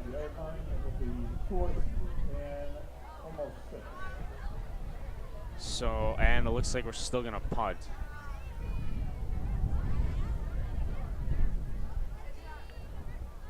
And a little bit of a high snap, and that's going to be a very short punt. And the Cats are going to field it for you guys at the 49. So Miles Osei, the head coach in his, I believe, 5th season. He started in 2017, 2018, 2019. Yeah, fifth or 6th season. I can't do math right now.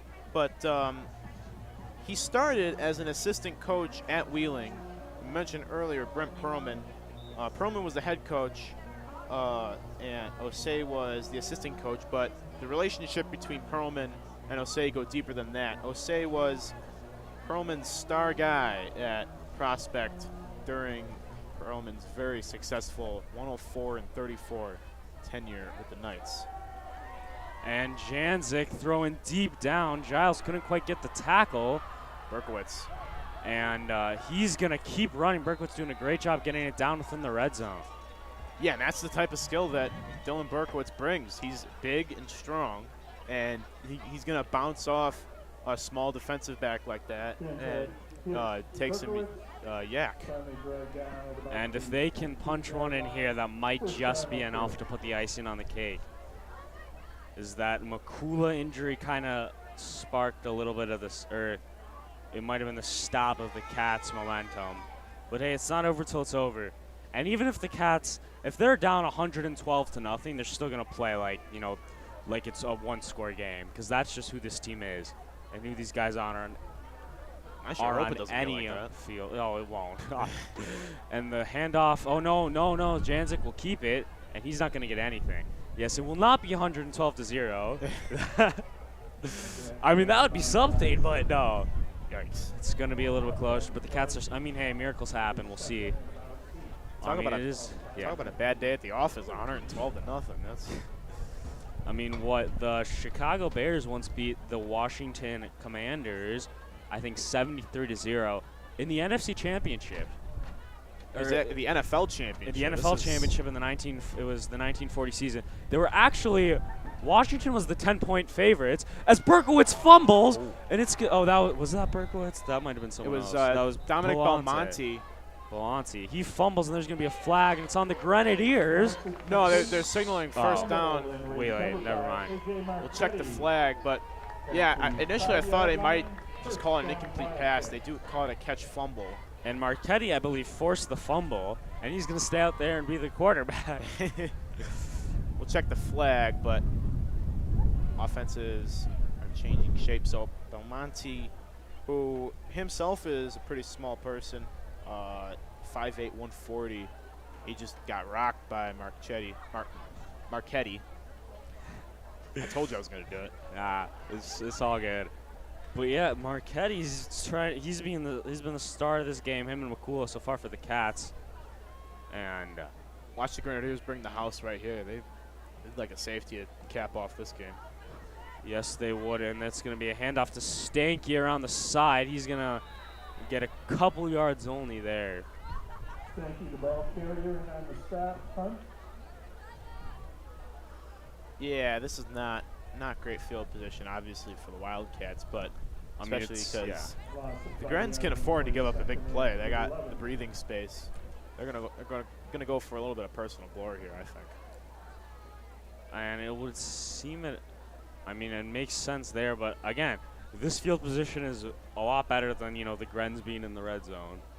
So still positive play for the Cats. I mean, no one's gonna argue that. No one's gonna argue a takeaway. And the turnover, that was our first turnover of the game, I believe. And Marchetti, he's going to keep, and he's going to avoid the safety there, but that's going to bring up third and long. Yeah, sorry. The Joey Cavaliers just flashed right in front of him, and I thought he was going to be taken down in the end zone, but and this third quarter is about to come to an end. And is it still 1st and 10 on the scoreboard? I'm looking at you.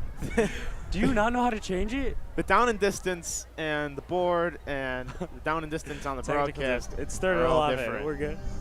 There's so many.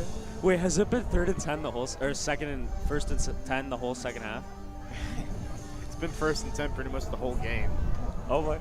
And it's just great plays by both teams, getting the first down on every play. Yeah, it explains the amount of offense we're seeing, at least the points. Yeah.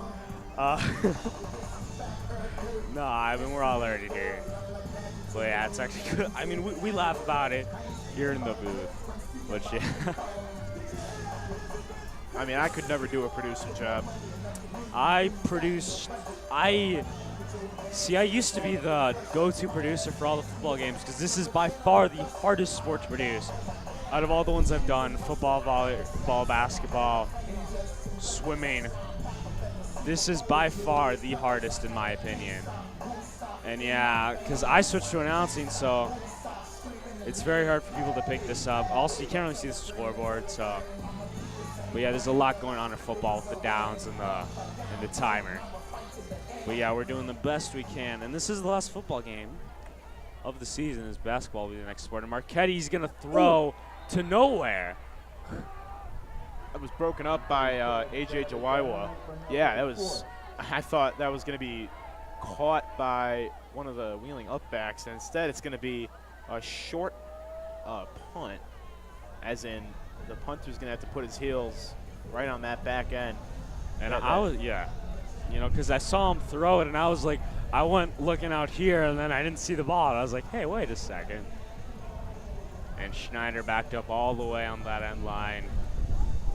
This is where you need the special teams to kind of hold them off. And he's going to get the punt off. And that's going to be fielded by Rogers at the 30. And he's looking to go all the way. And the Grens are going to get it in the red zone. Yeah, and there's a flag down. The punter got ran into. Roughing the punter. If it's roughing, it's an automatic first down. If it's just running into the kicker, then I'll have to see, is there a personal foul attached to this? Because that's the difference between who gets the ball. The punter got hit hard. I wouldn't be surprised at all if it was roughing. And the Cats' offense looking like, well, that's our offense is also the defense, so that's not that might not be the biggest tell. And the Grens' defense is still out there, so. Oh yeah. They were just getting a little too aggressive. Their defense. Oh wait, so the Cats, did they? Oh, I think they're gonna redo the kick, maybe.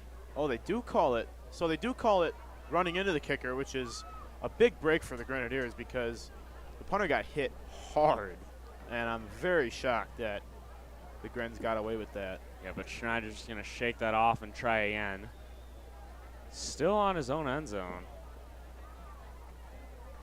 Got more room to operate now.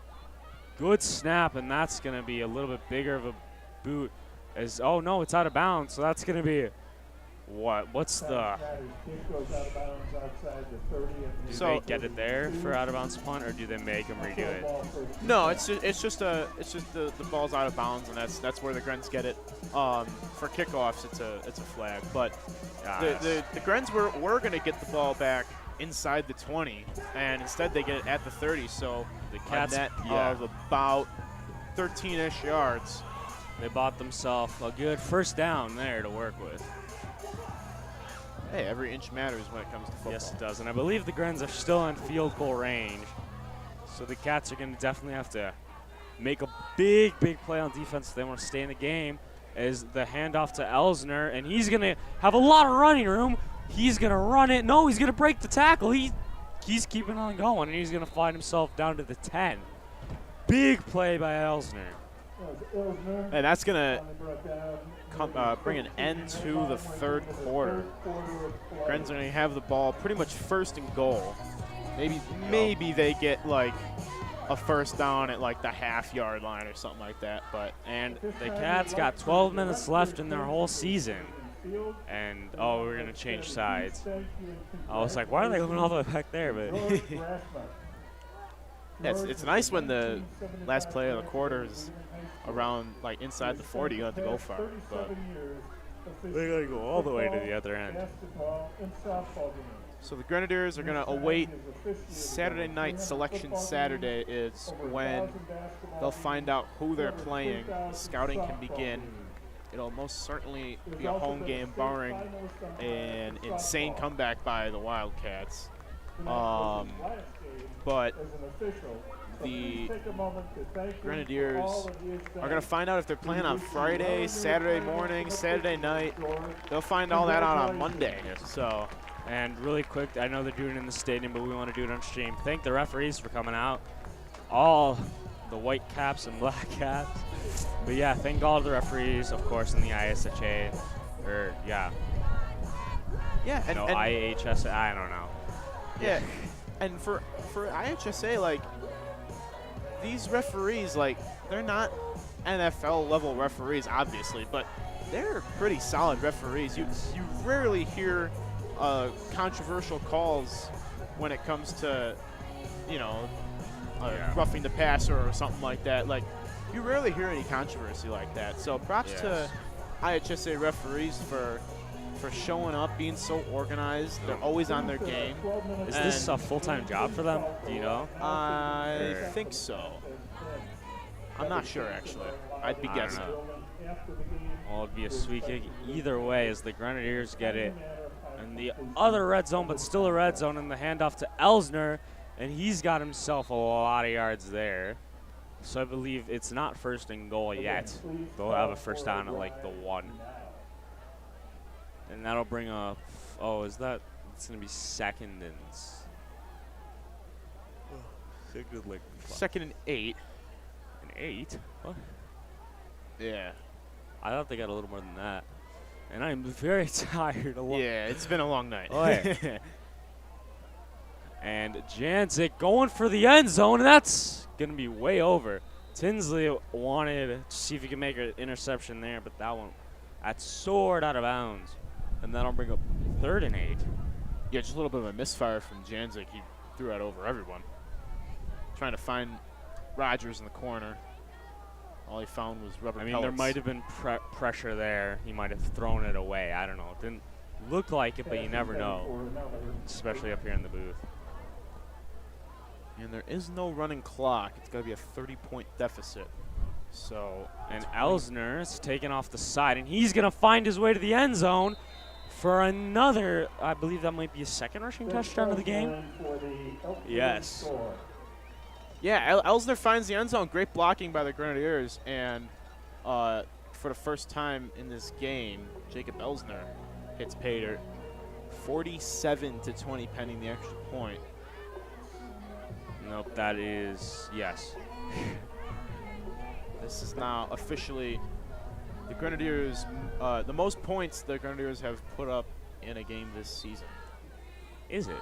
Yeah, so they've had a couple games against Niles North and against Rolling Meadows. And it's a 2-point conversion, and they got it! Are you kidding me? That's insane. It's very unnecessary, but may as well. I think it was just more of a botched snap that that Janzik rolled out and found Owen Davenport, who made a one-handed catch. You gotta be kidding me. That was not a botched snap. I don't know if Janzik botched the hold maybe, but that snap was very textbook. Trust me, I study the special teams on any team. That was, you got to give the long snapper some respect. They are easily the most unrespected people in the league. Because some, people will be like, yeah, the kickers, they don't get no respect. Yeah. But like, they still get credit. Punters too. Long. Like, do you know your team's long snapper in the NFL? Are you a Bears fan? Yeah, Bears. It's Patrick Scales. He needs to be put in the Hall of Fame. But yeah, for some reason, Janzik pulled the trigger on the or pulled the plug, I should say, on the kick. Yes. Rolled out, and what a grab by Owen Davenport. He's having a game for himself. Had a pick six and a one-handed grab. Put that on his highlight reel. Yeah. Jeez. Patrick Scales is the only NFL long snapper I know. I know he just got a contract extension from the Bears. I believe with Pat O'Donnell gone, went to the Packers. I believe he might be the longest tenured. Or I think it was Jay Leno. Or Leno Jr., and I believe now Patrick Scales is the longest tenured Bear. That'd be something if Jay Leno was on the Bears. Not Jay Leno. Charles Leno? What's his first name? Charles Leno, the left tackle. Yeah, definitely not Jay Leno. I get that. That'd be something. Hey, at this point, with the way the Bears are this season, that'd be kind of entertaining. I'd pay money to see that. I mean, if he can play left tackle, the Bears need it.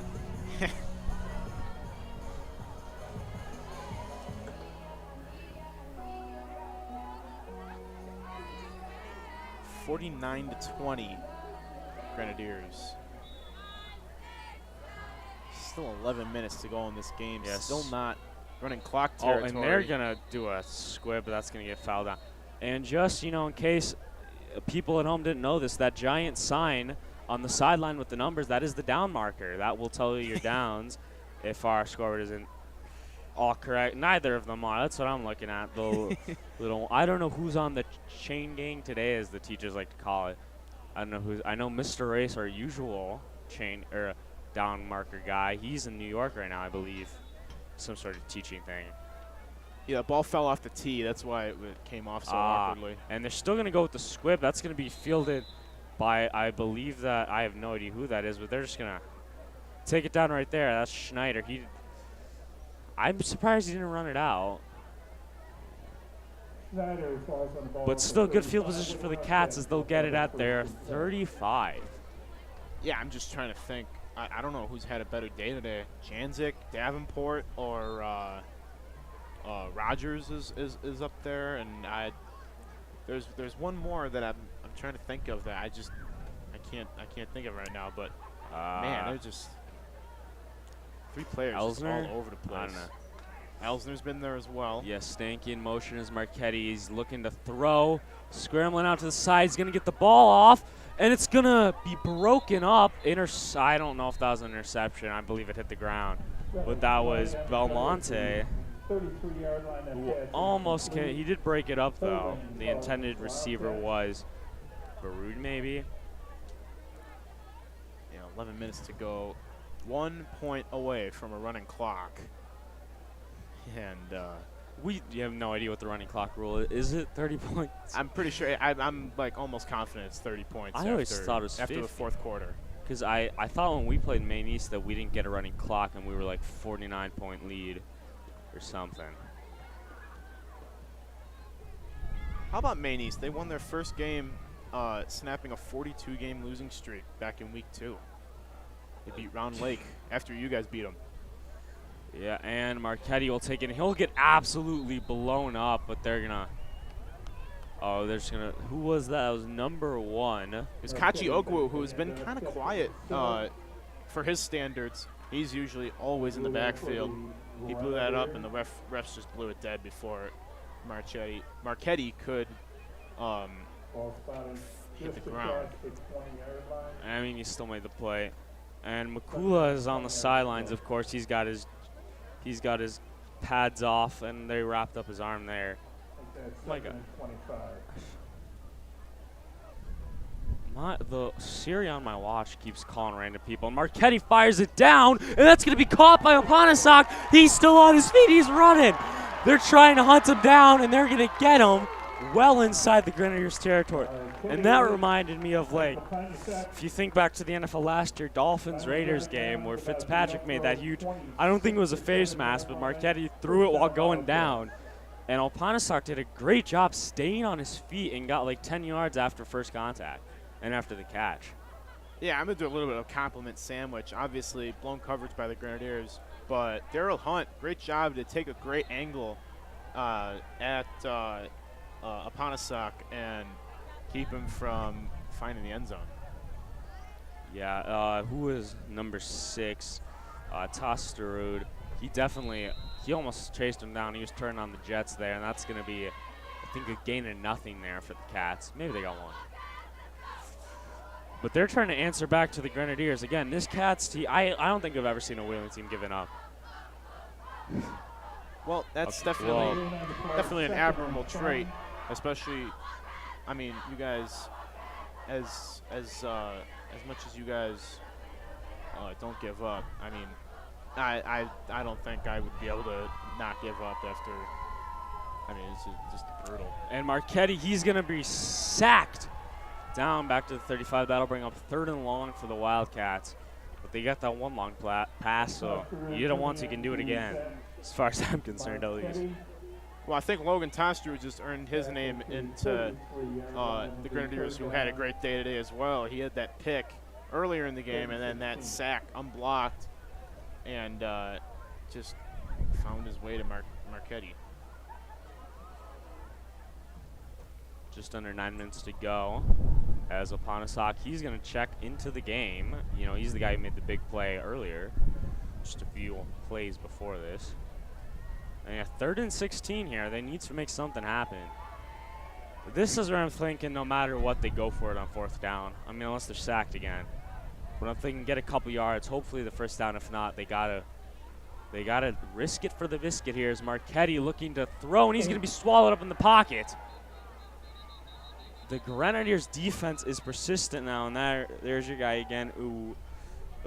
Help me out here. Kachi Okwo. Yeah, him, I think pretty much the entire Grenadiers linebackers and defensive linemen are going to get credit for a half sack there, because the pocket just collapsed and pretty much simultaneously 7 Grenadiers hit Marchetti. And Marchetti's going to stay out there for 4th and long. I believe it's more than 16. And he's going to obviously look to pass fire downfield to the end zone. And that's going to, just over. Stinky couldn't quite come down with it. Boy, with that, but it would have been something. And that's going to be turnover on downs. Grenz will get it at about the 40. Yeah. Or no, not the 40. But they'll get it just shy of they're going to get the ball. Yeah, and the Grenadiers got away with one there. Stanky was behind the defensive backs and just couldn't quite lay out for that and get enough of his hands on it to control it. And yeah, I guess, I don't know, got some downtime here. Again, I'd like to thank you and Tyler for coming out from Elk Grove. We love the good old collaboration here with Grenz Media. Yeah, no problem. It's like I said earlier in the broadcast, me and Tyler are both in marching bands, so as much as we love to do football broadcasts, and obviously me and him are completely different when it comes to knowledge about football. I know substantially more than he does, but he's great on the camera. And when we went to Rolling Meadows when we played them, and they threw him on production, and he was a little lost on there because he didn't even understand like down and distance and stuff. But yeah, and they've got a new quarterback in the game. That's number 15, Topher. It's Chris Toper. We mentioned him earlier, and I saw. So I have a class with Chris, and I saw him. Osei pulled him out with like 5 minutes to go, and had a talk with him. Maybe it was about this, that he was gonna get some time at quarterback if the Grenz had a big enough lead. Yes, and I believe they have the second unit on the field now. I don't think you're gonna see any more passes. And I think the Cats also have their second unit out on the field as well. As this is the last game of the season. We love it when that happens. There's a number 34 on the Wildcats out on the team. And not only do we not have a number 34 on the roster, we have no one in the 30. Must be a late addition. Mysterious number 34. That's always what there's like a good, like, I think last year for basketball it was like 4 games in a row, or way more than that. I think it was 4 games in one day when we did hardwood, that no one was on the roster. Or there was at least one person who wasn't on the roster. That's so going to annoying. come out. Did they take it delay a game or something? No, they took false start? unsportsmanlike conduct. What I don't know what the cause of that was, but There's no play clock in high school football, is there? no, it's a 45-second Oh, it play is. clock, and you see the refs motioning their arms with 5 seconds to go. And Topper, he's going to run, and he's going to get swallowed up well before the line of scrimmage. Wait, why is the marker all the way down there for 3rd and I don't know what's going on. There's been some weird stuff going on tonight. The scoreboard is 2nd and 5. It was not 2nd and 5. Now it's like 3rd and 15. It's like the Twilight Zone. It all went downhill after the offensive face mask. No one knows what's going on anymore. Yeah, this may as well be soccer for all we. And Topper, he's going to run again. And this time he's going to get blown up there by Gabea. Or not really blown up. He kept his ground and got a couple yards. Just shy of the first, though. And that'll bring him 4th and 3? 4th and 4? I think the Grens are just going to... Oh, no, they are punting. I thought for a second they were just going to go for it and try and... Janzig's going to come in the game. See the holder, I'm guessing? No, he's the punter. He's the punter. Yeah, that's right. Well, I guess he also is the holder. That is the punter's job. What? It's nice having... What if they run a fake here? I mean, that'd be cool. I don't think that's going to happen. I mean, you never know. And Guzman back to receive for the Cats. We're seeing Panagakis is letting a lot of these, younger players who might not have gotten that much playing time get some here in the last moments of the season. As I don't think I've seen Guzman receive any kicks so far. And the punt is a decent one that'll drop around the 40. And it's kind of bounce forward and then bounce backwards, and it's going to be dead at the Cats' 38. With how much weird stuff has been happening, I was half expecting Cristiano Ronaldo to come out here and punt the ball away and then do a Sue at the end.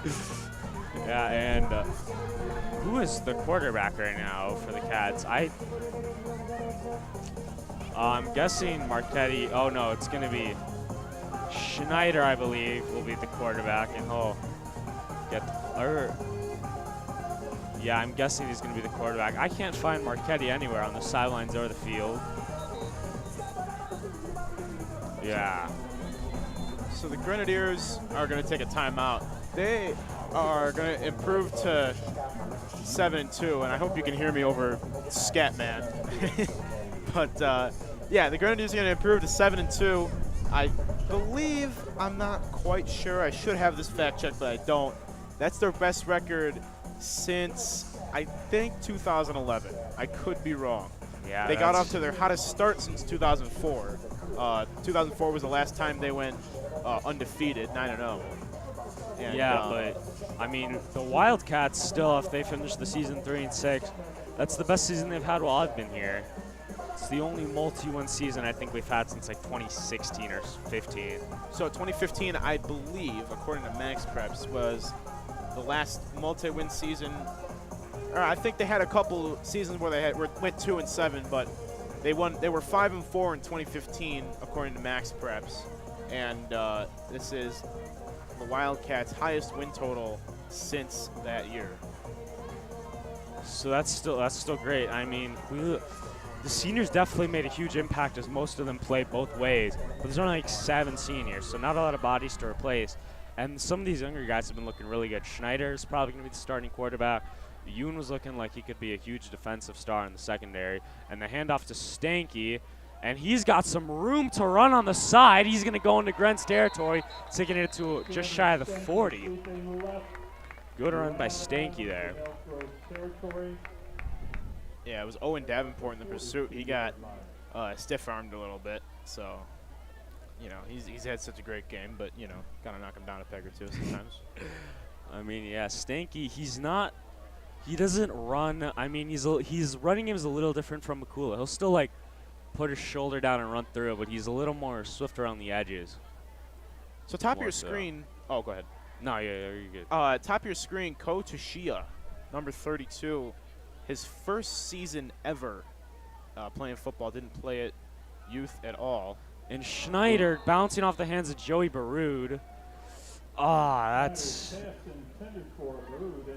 And also at the top of your screen, the guy you're talking about was guarding A.J. Marchetti, the quarterback, playing wide receiver, and he's going to check out of the game from Michael Opanasak, he's had himself a little bit of a game. He got a big play earlier.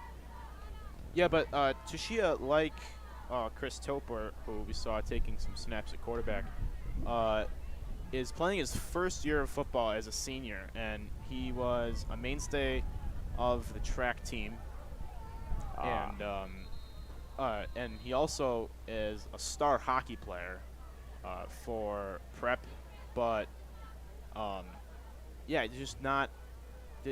I bet you if you asked him in May what he'd be doing in August, I bet you playing football was not the top the answer he was going to give. And Stanky got a couple yards there, and that's going to bring up 3rd and 5 for the Cats. This is a very big 3rd and 5. Is Schneider, he'll line up under center as Marchetti's at the top of your screen as a receiver. And Stanky in motion. He's going to keep it, and he's got a lot of pressure coming. He's going to be sacked down by number 83, who's not on the roster. Someone called Joe Paterno, 83. Not on the Grenadier roster. I thought for a second it was Carter Bourget, but that's 85. 83. No dice. I feel like a bad fan for not knowing. I mean, hey, there's a lot of people on the roster. I can't know them all. There's a couple of the kids where I'm like, I did not know they went to the – I've never heard their name. And Simon McCool, quick update on him. He's down on the sideline with a sling on his left arm. Not good. I hope he's okay. I mean, he's done for the season, which is just the rest of this game. And Schneider looking to throw. I guess they're going for it on 4th down. He's going to throw. Caught for the 1st down. I believe. I can't see who that was. That was Opanasak. And they got the 1st down on a quintessential 4th and a lot. 4th and long there after the sack. They picked it up. So great play there by the Cats. 4th and a green mile, and the Cats were able to make something happen. I mean, they are not quitting, and we said it before, and here's the proof right here. As Schneider taking the snap, and he's going to gets him with a little quick step juke. He's got the 1st down and more, and there was one move I saw from Schneider. He was running down the line, and the Grenadiers receiver kind of came in. And instead of stepping out like most people would do, he did like, it almost looked like a Walter Payton kind of like tight-roping the out-of-bounds line to stay in and get a couple more yards. You don't see that in the NFL too much. These guys just run out of bounds. I love it, a good old little, when the runner always tries to stay in, the little tiptoe on the sideline. Love to see it. And that's going to bring up 1st and goal, maybe? No, just outside the 10. I think that's the 12-yard line, but they're still deep in the red zone. Schneider, a little bit of a low snap. He's going to be running for his life, but he gets the pass to Tinsley, and he's going to be in for the touchdown. Patrick Tinsley with the touchdown from Schneider. And the Cats, I believe that's their 2nd passing touchdown of the game. Did the refs? Yeah. 2nd passing touchdown for the Wildcats. Schneider, good job.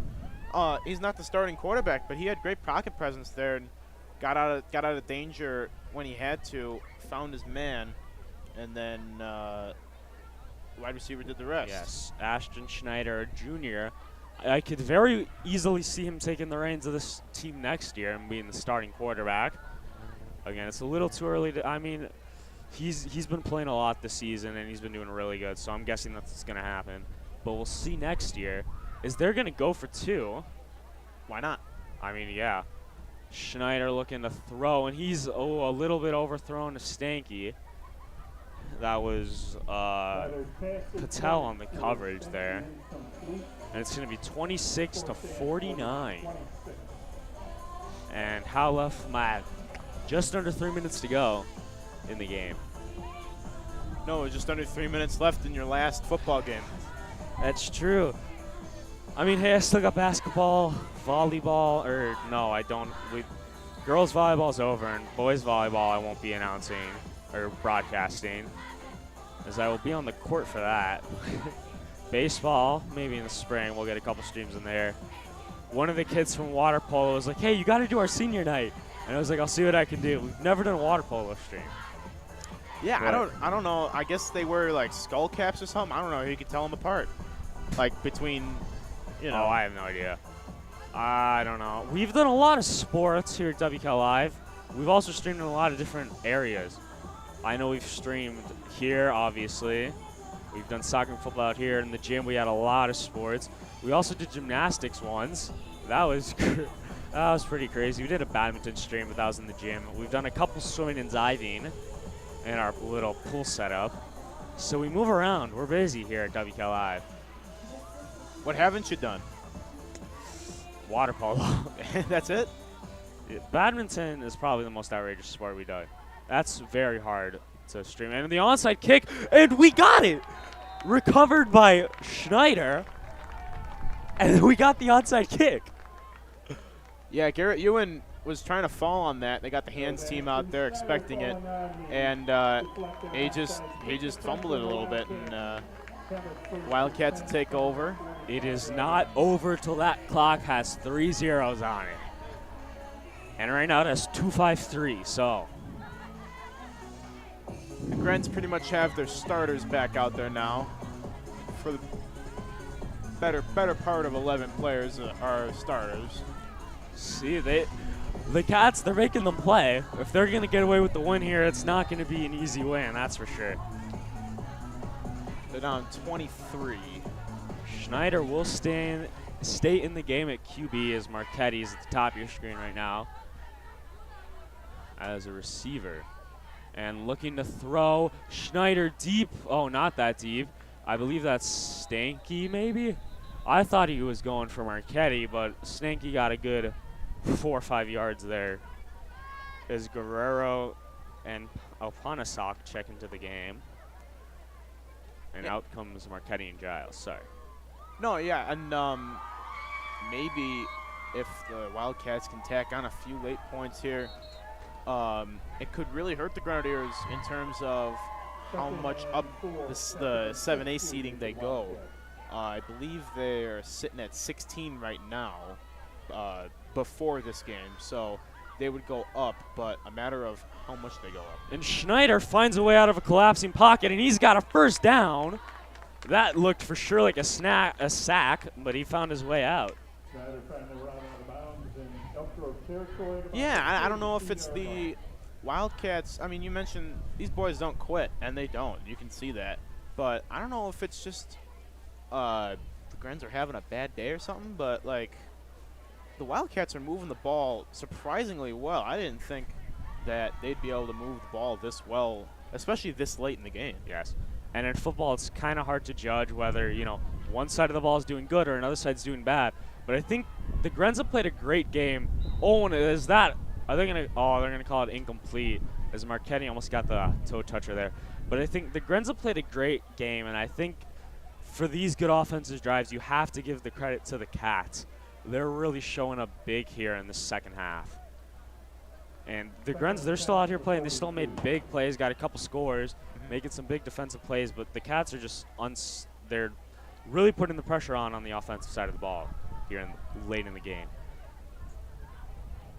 Well, I'll tell you what, this has definitely been probably the most fun I've had on a broadcast in a long time. It's a fun game to announce. We've had blowouts. Even when we're up, it's still not that good, but this is an exciting game. His little dump pass to Guerrero. He's got a first down and a lot more as he finds his way in the red zone. They can't bring him down. He's on his feet, down within the 5. He did. They kind of like grabbed him, like, okay, we're bringing you down. He's like, let me get a couple more yards first. But he's taking him with him. First and goal at the 5, making great play by Guerrero there. That's at least 30 yards. Yeah, props to Wildcats. They found the hole and executed, and they're executing their plays right now. I think the Grenadiers are just a little checked out right now. They're not fully concentrated with what they need to be doing, which is playing lockdown coverage. I think part of it is Stanky gets his way for, I don't know, I think again and nothing. I think part of it was the Grens kind of thought they had, you know, I think they might have thought they had the victory in the bag with that last touchdown, put the icing on the cake. But the Cats seem to scrape it off really quickly, as now they're kind of like, you know, almost in panic mode. They're like, hey, we still got to play here. You know, it's not over yet. Yeah, well, there's less than 90 seconds left, so they'd have to get a couple miracles. Yeah. But yeah, the fact that the Cats are in the red zone knocking on the door again, I mean. And a big pass there from Schneider back to the end zone, and Alpanasak ran out of room. But yeah, I mean, the Cats lit the fire under the Guerens' feet, and it's up to them in this last minute to stomp it out. So, we'll see what happens there. Marchetti, go ahead. Yeah, Marchetti checks back into the game for Alpanasak. And it might just be a meaningless touchdown to some, but like I said earlier, this could really affect playoff seeding, whether they beat the Cats by 23 or they beat the Cats by 16. I mean, yes. Also, and Schneider, he's not going to go down. He's going to stay on his feet, and he's going to get really close there. But also another thing is you got to kind of look past the scoreboard and be like, if Stanky gets this handoff here on 4th and 3, that's going to be his last touchdown ever, right? If these guys, you know, Alpanasak, if he gets the catch, that's his last reception for a touchdown ever as he checks in the game. Like, you know, some of these guys, they got to make it count, whether the game is in reach or not. This is what they love doing, and they want to do it to the last second, right? Yeah. And the handoff to Guerrero, and he's going to go in for the touchdown off his big run. And the Cats are going to, that's going to be 33. No, that's not. Yeah, that is how. No, that's not how you count. It's going to be 32. Yeah, 32. Possibly 33 after the PAT. Yeah, impressive showing by Wheeling. I mean, they're playing their last game ever, like you said. These seniors are, and yeah, they want it. It's just a little too late. Yes, and Giles will come on to do the extra point. Yeah, Schneider, the holder. Definitely something that the Grenadiers can take away from this game. They got to clean up their mistakes on the offensive line in terms of penalties.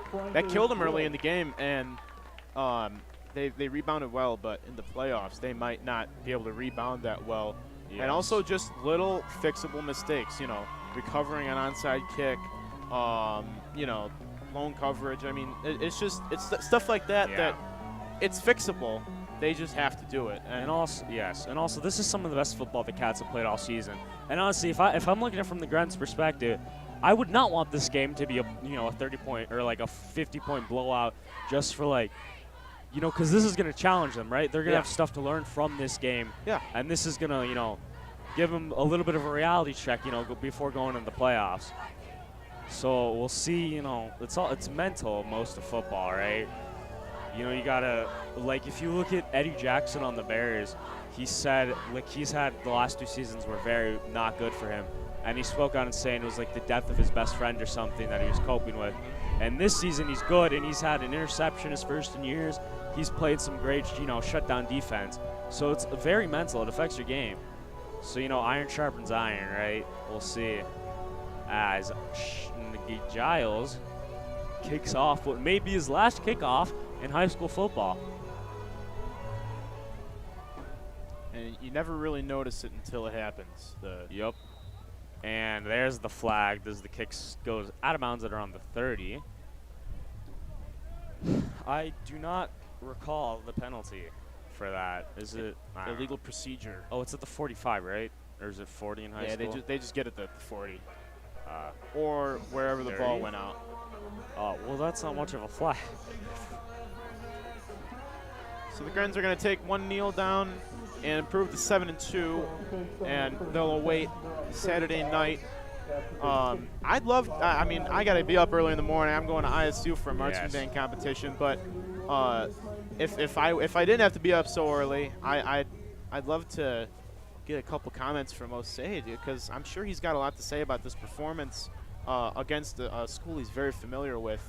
But yeah, definitely some things they have to fix in practice this week to prepare for the playoffs. But that's going to do it. Your final score, Grenadiers 49, Wildcats 33.